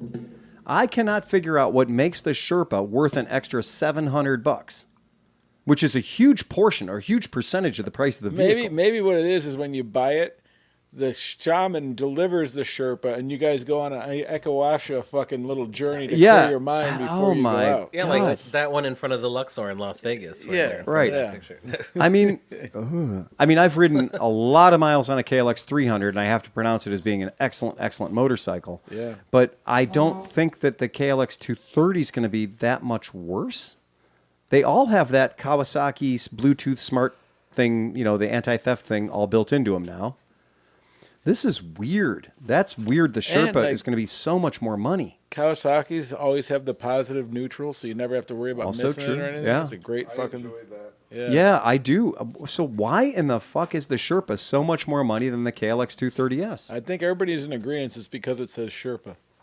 Oh my lord. There's some dude in India with a really long pole, and he gets paid. And he was like, motherfuckers, you want to use that name? You got to fucking It's pay the me. same motor. It's got everything else looks exactly the same. I can't figure out what's different about it for the $800 price difference or $700 Bigger price difference. fender, different color scheme, sticker set. Yeah, nothing? I don't. Well, I can tell you the forks are a lot fucking cheaper because these are the same forks on the bike from 1983, right? So those forks have been paid for. can we That see rear it? swing Is it arm's been there? paid for. Yeah, it's right there. Let me Pull it see that up. thing. Let me see this thing. Yeah, I mean Okay. that's the same bike from 1980 or whatever. They didn't change it in any appreciable way other than but this has an it used to be a 200, now it's 230. But this has an electric copulator, right? It's not fucking carbureted or anything, right? No, I can't. Yeah, it's got to be it's fuel fucking- injected, yeah. isn't it? Yeah. Okay. I mean, come on, man. I hope it is. That looks taller. That looks like a Magic or something. Look at the V in the seat. Like, is that a completely different frame? I don't know. I honestly can't tell you. Well, that's how the original Sherpa had that. Right. that kind Yeah. a big groove, right? But yeah, See, I the mean, 230 looks more dirt bikey. Oh well, look at the frame could be. yeah, I don't know, man. I just don't know. I don't get it. That picture could be from a 1986 fucking motorcycle magazine, though, dude. It could. It could. I mean, but Wow, at least things have not changed yeah. that much. All right. Well, okay. So for me, if we're spending my money and we're going out there, and if they're going to say, Phil, you're going to buy a KLX 230 Sherpa, then I'm going to say, no, I'm not going to buy a KLX 230 Sherpa. I'm going to buy the KLX 300, have more horsepower, more everything, get upside down forks, longer suspension travel, and have $400 in my pocket. So why the fuck wouldn't I buy the KLX 300 other than if I was maybe short, right? Because that's probably different. But yeah, I'm going to buy the KLX 300. I know in that's an green amazing all bike. day too. Look Yeah, at that. Oh. it's just a great bike. It's got everything better than the Sherpa, without a doubt. 21 in the front, 18 in the rear, everything, right? I have ridden the hell out of a KLX 300, and I love it. I think it's a great bike. Isn't that what you had down in Costa Rica? That was the bike. That's if I'm traveling ever, and I'm not going to be sleeping, in a very comfortable place, and if we have to take scuba gear somewhere, I'm done. No more anything. I'm getting a KLX 300. I'm going to call around until I find a KLX 300, because what's magic about the thing is that Merritt and I together on the thing 2 up, we could go anywhere. It just didn't care. It was unstallable. And the steepest thing with all the gear on the bike and the whole deal, we couldn't make it stall. And these roads are ridiculous. They're just impossible angles, switchbacks. It's game on. And it would just first gear and it just chug it out. Again, 56.49? Yeah, totally. All day long. Worth it. Yeah, worth it. If you got to have one bike, we know our mechanic had a KLE 300, or that was a KLE 250 even, and he had no problem. He rode that thing everywhere. So, yeah, it's kind of weird that the Sherpa's costing so much money. Yeah, that's weird. Yeah, and these are all bikes. These are fuel injected bikes, and also 25 horsepower in the 300 versus 18 horsepower in the 230. Yeah, man, give me the extra 7 horsepower for $500 off the price or $400 off the price. Yeah, no doubt. That's a sore dick deal as it goes. Yep, Sherpa, you fooled us. Yeah, you fooled us, man. I got excited. You fooled us. If it would have had a low fender, we could have talked. I got fooled, man. That's all there is to it. I got fooled. Yeah. That's it. There is no mistaking. No, and you know what? Even compared to the other. A Sherpa versus a non-Sherpa. Yeah. Not only is it 700 difference, but they have the same everything. Yep. Yeah. I don't know. Yeah. Fuck it, man. I guess we got to buy old Sherpas. Yep. I did drop a new video today on Moto Stories, but it features Phil. Oh yeah. So we took a different look at a way of what's a good Christmas gift? Oh boy, did we! His knowledge. So it turned out pretty cool. I think it was really fun. It was fun. Yeah. Yeah. Check it out. I did want to. Okay, so. We talked about carburetors a lot on Sunday and everything. Yeah, and you then did. You guys mentioned paper gaskets, and it was we were talking a bit about what my favorite carburetors are, and they're any of the carburetors that have the clips on the bottom. So your CB175s, your 305s, Hondas, your 1937 Chrysler Royale Coupe. They have the clip, and a glass sight bowl. Yes, I love it. Love it. But the other more and also actually extremely more important thing is they had no rubber. No rubber. Oh. So no rubber tip fucking fuel needle, no rubber. All metal. Even the float bowl gasket was a flat cardboard paper float bowl gasket. Absolutely. So no rubber to fucking degrade. That's very and that's smart. the other great thing about those carburetors. That's very smart. Yeah, that makes perfect sense. That's a big deal. So I had to watch, because I had family, I had family things going on Sunday, so I had to watch it after I had to post game. Oh no, you watched it? I didn't think you. Oh no, I'm embarrassed now. I thought it was great, man. No, I love this. It was fantastic. It was fun. What was funny was Dave Matheson. Of course, was right there. I knew Dave was going to just be waiting for that. But we got a really nice comment. A dude in Australia, Johnny Mac, handed a couple things out that apparently he found very useful, and he said, "Thank you so much." So you're spreading your knowledge worldwide. Worldwide. There it is. The worldwide Honda Whisperer. Yeah, well done. Well done indeed. I strongly approve. I think that's brilliant. Spread them. Yeah. Oh man. Oh, I did look on Facebook Marketplace, and old Sherpas are holding their value. So old Sherpas you got are a going to. picture? It's cheaper to buy a new one. Let's look at how they're supposed to look. Yeah, you we got can. it. I'll give me a second. Wait for it. Okay, here you go. Let me see this. Now this is a Super Sherpa. Oh, It's a yeah, 2001. So it's a Super That's Slurper. it. Look at that. Now that's a proper front fender. It needs to have the woolly bugger fucking things over there on the forks. On the forks. Oh, yeah. Look at that. But again, that's the same fork as the bike today. It's the same swing arm as the bike today. Yep. Right? But you know what? The one that I was after, and I almost got from this dude, had gold rims. Yes. Now And that one was that was the one that I'd have blown loads everywhere. It's Yeah, the fucking gold beautiful. the gold I like rims the stainless is definitely, exhaust. Yeah. All the way. Oh, yeah, Absolutely. yeah. That's and that's kind of the joke about God, okay, that's the a new one's got fuel good-looking injected. Bike. Look at it. It is a good-looking This bike. is a good-looking motor. Just Look at that. Yeah, it's a good Look looking at bike. it. Just look at it. Just look at it. Just look at it. Just Look at it. The 2009 Super Sherpas, they had the black gas tank. They lost a lot of traction. The late Sherpas, that was no bueno by me. But I did compare. I looked at it. Well, it was like because all the dirt bikes were like green and fluorescent green, which was cool, right? Right. But it was like the classy bike. So it was like the classy Kawasaki green with like silver accents and then gold fucking rims. Oh, love it. Man, that was fucking good. You got a little extra money. This is what goes in the back of your RV. Yeah. Yeah, right on, right on. Hard to argue. Getting an old one for the right price, right? Getting an old one for the right price is just what you want to do, because until you buy the brandy new one, they're all going to be carbureted anyway. Sherpa or an NX 250. Yep. Okay. Either one. Take your Either choice. one. Yep. For an NX, I mean, it is a Honda though. I know what I'm Kawasaki, taking, but though. right. But I don't know. I don't know. Kawasaki's been pretty nice to me, man. It's a tough call. It is a tough call. It is a Yeah. tough call. I like the 80s retro futurism of the NX. I like that, like, this is what the future is going to look like. I'm a Perry Dakar bike, right? I like that and again, it's hard for me to find anything You turn from the key and it's like. it is hard for me to like anything that was at that 1989 Honda. Everything Honda produced in 1989 was like, yeah, fuck it. Let's see if they like it. Yeah. So what are we doing? We're doing it different. So listen, Right. like, Blade Runner did really well, and Tron did really well. Tron did so really what well. if we took a little element from each? Yeah.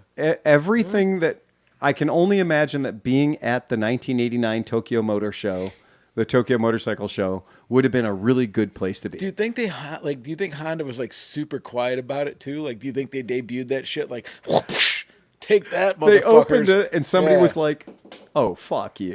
Like the first time somebody from Suzuki saw a 1989 Hawk GT 650, or the guy from Kawasaki, they looked at that bike and they were like, "Oh, fuck you! Single-sided aluminum swing arm on the back end? On the back end? Fucking hell! God damn it! It says ELF on the side of it. Like all the Formula One nerds just went crazy. That had to be a hell of a thing to be at that show watching those bikes get unveiled, because there was some bonkers shit that came out. I mean, some really stuff that changed the way we look at motorcycles. Yeah, that had to be something. The Japanese had finally discovered cocaine. Oh man, you know what I think it was? I think the Japanese had finally discovered there's this high market segment we want to go after, and if all of our bikes look like KZ450s, if all of our bikes look like KZ550s or whatever, if they all look exactly the same, how can we change that? What can we do to make our bikes wildly different? And they were like, well, we tried 6 cylinders. We're never doing that again. So they were like, let's just make them sexy. Let's just like take all the hard edges and smooth them up a little bit. See, and there's a thing that these younger kids will never get. Mm-hmm. Like the era, right at the era when like superbikes, when it was AMA superbikes back in the day, and Yes. like the Yeah. ZX7Rs and the Honda, like the 900s, they were all bubbly and fucking had like nice rounded fucking. yeah. Man, those bikes were so fucking good. And now Gorgeous. everything is just fucking angular. Yeah, it's and that to me is where I say I like the organic look of certain motorcycles. Yeah. Certain motorcycles, I do like. I just don't want a box of squares. Right. Right. I don't want a box of squares. I don't look like you just designed the whole bike with right angles or all the angles. And to me, it's like, okay, well, we get it. F-117 fighter bombers are cool, or stealth fighters are cool, but the motorcycle, to me, it's supposed to kind of look like an animal, right? I want a motorcycle that kind of gives and evokes, like it might be a thing I'd be riding like a horse, or that kind of a deal. When I see something that is pretending like it has a drag coefficient of less than 15, but I have a drag coefficient of 75, and I'm riding it.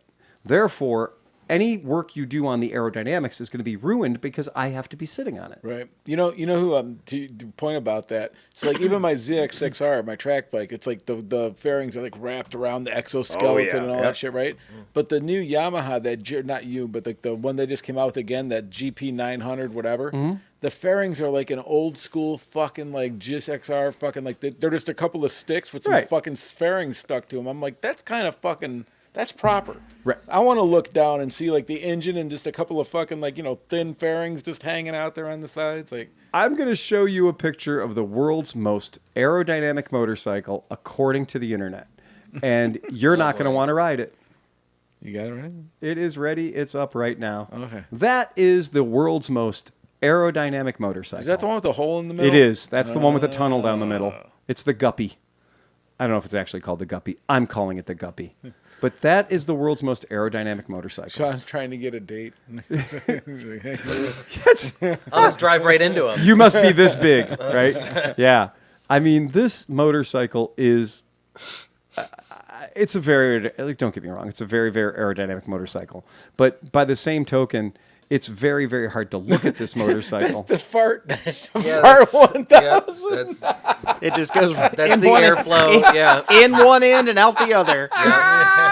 They just put what you do. You sneak up on that motorcycle when it's parked, and you hang a piece of plastic or something in the middle of the tunnel. So anything over 30 miles an hour just goes. Yeah. John, how much development did you put into the fart 1000? Well, I mean, it is the world's most aerodynamic motorcycle. about 3.5 hours sitting on the toilet. Throw this picture up, Sleepy. I came up with this bike. You can't. I mean, I don't want to ride it. It's even toilet bowl colored. I don't want to ride it. I don't want to ride it. I don't want to ride it for 5 minutes. That looks I so don't- AI. Is that It not does AI? look AI. It's not AI. Look how high up his feet Are we boomers and we didn't see the Sora 2 on the side there? I'm just making sure, man. Right? Like, come on. Does he have 5 fingers? Right. Yeah. Maybe 6? It is not. But I mean, like, okay, if you're going to go after supreme aerodynamics, his feet are above his knees. Yeah. Right? This is not a great day for anybody. This is a bad motorcycle to ride. Right? They should be called Sir Cramps a Yeah, lot. last time my feet were above my knees. I wasn't having a good day. No, you weren't. No. Speak No. for yourself. Oh, hey now. Yeah. So, right. So, long and short of it is like, simply saying something is going to be the most aerodynamic motorcycle in the world. Yeah. But I like organic. I like something that looks real. I like something that looks like, a critter, like a thing, that. But also, motorcycle is loose because you're not like riding that in town. No. You know what I mean? no. Like you're not getting Yeah. like a fucking snack on that thing. This Yeah, probably violates a couple of ordinances. Yeah. Okay. Well, so Orifices? just for Yeah, just that for too. just for Sleepy, this is what was held the old record for a while. Okay, let me see. This one held the record for a little while. Oh yeah, fuck Right? yeah, man. Yeah. Hurricane This one, 1000, yeah. baby. This one had the record for a little while. Oh. Yeah. And it's a beautiful bike. It is an organic. The red and white motorcycle. one though, that's the Yeah. iconic Yeah. one. No, had the I actually 600. like the silver one, and I know where there's one sitting in a garage. Yeah. For the last 20 years. Oh, Yeah. the plastic's probably disintegrating. Yeah, at this Oh, point. the You're tank has got to be fucking It's, shite. Yeah. it's one of those motorcycles where you throw your leg over it and you hear 6 pieces of plastic break just sitting on the seat. Well, how about this? If you look at the one at Barber, even Yeah. the one at Barber, like the 600, the mirrors are yellow. Oh, yeah. Because they just, whatever rubber they used just did not even hold color. It just went away. And Oh, turned yeah. Back into I raw. mean, they didn't build them to last, man. They No. built it to be the cleanest, smoothest, the bike. It was meant to But be. you know what's weird? Like the Hurricanes, both of them, because I had the 600 and then whatever. They held heat in like a motherfucker Yeah, they did. because they just were wrapped in Tupperware. just wrapped in Tupperware. I met a guy who had 80,000 miles on one. Damn. He's like, Oh, really? Oh, yeah, I love it. He's like, 80,000 miles, no problem. Oh, man. Impressive. Yeah. Merritt had that CBR 400. Merritt had this one, and it was actually called the Arrow, which is kind of awesome.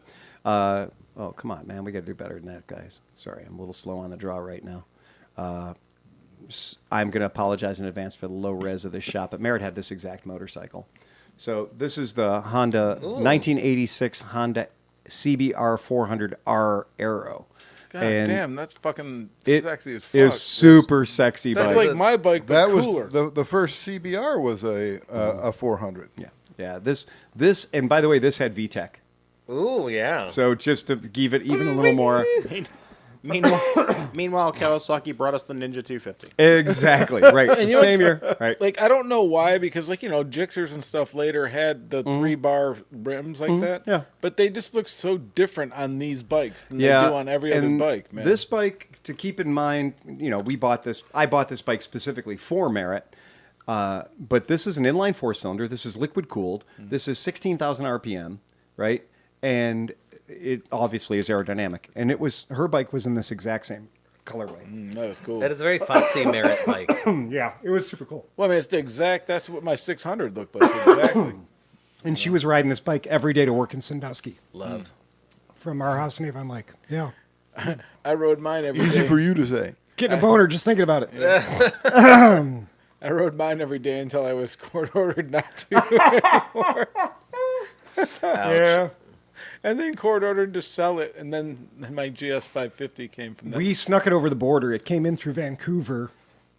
It wasn't old enough to be imported yet. Uh-oh. So we had to hide it, right? So we hid Allegedly. it. We camouflaged it. And I got it back, and as soon as we took it out of the van, we got it at Y2K weekend. You just became Mel Brooks. I did. You just did like 17 characters. Yeah. It was a lot. I think the cancer just fell out. So we took it out of the back of the van like January 4th. Yeah. Right. And it happened to be the street was clear, and I was like, I gotta ride. I just gotta ride it. Right. So it's okay. Lake Road was perfectly clear. Pulled it out, started it up, and it's just 400cc 4-cylinder. It's just Gear wine. gear wine. Yeah, exactly. Because gear-driven camshafts. Oh, so good. So good. I was like, I was like, oh, because she had a CB1. So she had the American version of this bike, but with no VTEC and none of the zhuzh. And so I took it down Lake Road, and I'm like, and first gear, second gear, and then third gear, out of my corner of my eye, I see a red light, and I'm like, oh, something broke, right? Fucking something had to break. I mean, whoever sold me this bike fucked me over. They knew I was leaving the country with it. I had it shipped from Vancouver to Toronto. I picked it up in Toronto and snuck it across the border into the States. Allegedly. So I slow down. Oh, something's not right. Try everything, everything seems fine. Red light again. Fuck! Now it's kind of dark. It's in the afternoon. So I pull over under a street light, and I'm looking around on the dashboard, and I see a light that just says the word speed. You are going a speed. You are going fast. I had violated 100 kilometers per hour. And Japanese vehicles have a tattletale that warns you audibly and or visually that you're exceeding 100 kilometers per hour, the federally mandated Japanese speed limit. So there was no problem with this motorcycle. It just had a red light that came on at 100 kilometers per hour. Since the Speedo was only in kilometers per hour, it was no problem. So I put a piece of tape over that red light so Merritt could drive it to work every day and not have to be bothered, because the red light looks exactly the same as the overheating light or the engine light. The one that you want to go shut down and pull over. Exactly. Yeah. Well, which proves I'm not an idiot. The red light came on, I shut it off, and it pulled over both times. So that bike had a speed light on it. That's and great. I cannot remember for the life of me who we sold it to, but somebody's got a really cool bike, because it was a really cool bike. Yeah. That was a neat one. And again, can you imagine my wife going down the freeway at 80 miles an hour from here to Sandusky at about 12,000 RPM? Yes. Yeah, I can. Yes, I can. Yeah, I can too. 100%. I mean, that bike at 80 miles an hour sounded fantastic. And I just imagined her being like the Stig, listening to classic Yes. music at the same time. Absolutely. There was no speed. No. My wife was black leathers, black helmet, Ooh. black everything on a shit hot 80s. Did she have red hair? Was she on She a did. She Vincent had- Black Shadow? No, but she had red hair coming out from under her helmet at the time, because that was her thing. Oh, yeah. And you're like, oh, she's wearing leather. And I mean, you remember, She's wearing she's leather. a school psychologist showing up, in Sandusky on a motorcycle. Yeah, there's a lot of kids spanked it. A lot of kids spanked it. There were a lot of extra long bathroom breaks. Yeah, there had to be. Yeah, super fun, super cool. All right, well, that's that. That's been a Cleveland Motorcycle Podcast. I believe so. Does anybody else got anything else? Do we want to say anything about Speedy Pete? We should say something about Speedy Pete. He's currently in Ecuador. Yeah. And he's currently at over 10,000 feet. Based Wow. on his assessment, he's through over 3,000 meters. Yeah. Today's his third riding day. Third riding day, and they did, how many miles today, Chris? Anybody remember? I know tomorrow they're doing 124. Today they did about 120 miles, 125 miles, and it took him 9 hours to do it. He said tomorrow they were going to do 124 in 9 hours. Right. And today, he said, was the hardest day's riding that he's had in a real long time. Oh, wow. Apparently, it was rather moist there. Yeah, I couldn't see his hand in Right. front of his face. Yeah, he said my. it was super wet. Super wet, and with 10,000 feet of elevation change. Probably not warm. No. They were soaked. And let's They he said, rode in the rain. He said it was like 51 degrees. Yeah. And 51 degrees soaking wet for 8 hours is a bad day. Yeah, that's miserable. And based on the math, their average speed was about 15. And they couldn't wear eye protection because it was all fogged up. So Everything fogged up. without eye protection. So they're just running with their visors open, no glasses on, go for it. But you're only going, if you're doing an average of 15 miles an hour, you're probably going to suffer through it. Apparently, Dave Nolan, our friend Dave, dropped the bike on a bridge, and Dave has one good leg and Well, no leg. no leg, right? Oh. So he dropped the bike on his good leg. Oh no. But it was it was wedged behind him in a fashion that he couldn't get the bike up, so they had to go rescue him. But they were on a bridge and a truck was coming the other way. Uh-oh. And it's a 1-lane bridge made out of like 3-inch pipe, Pete was saying. So it's like slippery and a bad. moment of silence for Dave. Here. Well, so they weren't able to do, they weren't able to get a lot of photos and make fun of him and kick Right. some mud on him and stuff. Yeah. So they had to get out of the way so the truck could use the bridge instead. So that's a pretty good Dave should adventure. have let the truck go by really close, then jumped up and like, hey! I lost my leg! Oh, fuck. That would have been hilarious. The other thing that they said was that one of their riders, so there are 3 of them on DR650s, and then one of them is on a T7. So a Tenere 7. So, but the one fella lost one of his bags. A backpack. So a backpack that was strapped to the back of the bike came off unbeknownst to them. Oh, no. And it had his technology. It had his chargers in it and all that kind of stuff. And apparently like a pair of gloves. It was nothing essential. Those monkeys, man. I'm Yeah, saying actual, like, well, the this little creatures came from off, the trees, right? man. But it didn't have his passport. It didn't have his money. It didn't have the super important stuff. But just the same, you don't want to lose anything. And that's the thing. Like, if you're going to strap your shit to your bike and you don't want to lose it, spend an extra 10 cents, get a couple of inches of paracord, and make a harness for that item to the bike itself. So if it drops off, it doesn't go away. Or I'm not kidding. That dude, Danimal, the guy I bought boots from that did the round the world trip or whatever, right? Yeah. He had a post one time where he was like, monkeys steal shit. Like Monkeys tried to steal my fucking backpack, Yeah. and I got kicked out of a bar because I did not want to let the monkey steal my backpack. So I put up some resistance. Right. I didn't try to decimate the monkey, but I did put up the correct amount of resistance for a Costa Rican monkey. And the people in the bar thought that it was completely unacceptable, and I was asked to leave the bar. Wow. But meanwhile, I'm certain that these monkeys were on somebody's payroll because these monkeys were real good at getting backpacks out of the bar. And the bar staff was way too interested in like yelling at me, like, leave the damn monkey alone. And I'm like, I know what's in that backpack. Stop touching a monkey. That monkey ain't getting away with my backpack, even if I got to bounce that monkey off of every vertical substance in this building, right? Right. And I did. I mean, I gave that monkey a hell of a This ride. sounds like a He's Saturday not Night walking Live anymore. skit. Like you're just sitting there punching a monkey. No, I and didn't. I had him on a backpack. Look. Give me a lever long enough and I'll move the world, right? Give me a lever long enough and a place to stand. And if you give me I have long arms. You do. Right? Rather ape-like arms. And then you put a 2-foot backpack strap on the end of that. A little monkey at the end of that is going about 175 miles an hour when he hits the beam that holds the bar up. Oh, no. Right? And I thought that was going to be the quickest way to eradicate the monkey from the backpack was if I used a violent impactive force against the monkey, because I would let go. And I'm honestly shocked the monkey hung on as long as he did and as hard as he did. But he did eventually DD Mao. Shock the monkey. Oh, I shocked the monkey, all right. But then the whole time, again, I was told that I was wrong.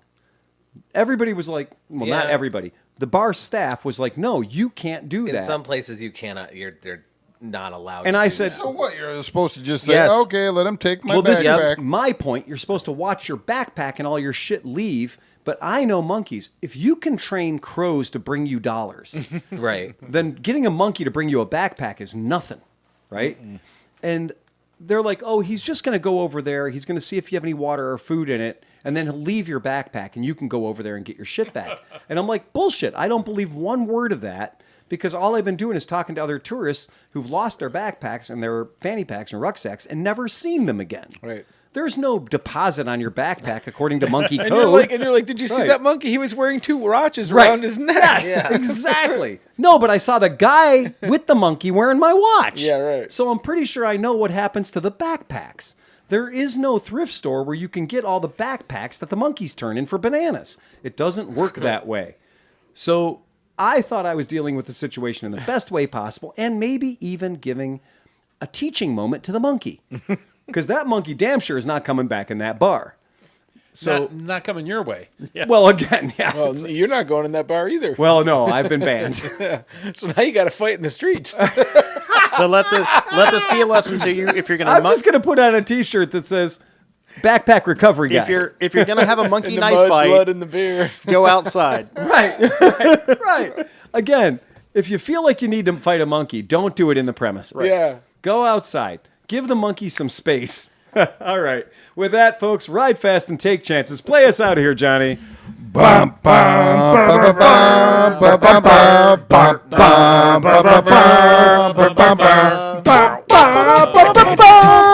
Okay, hit the red button. Check. Get us out of here, monkey man.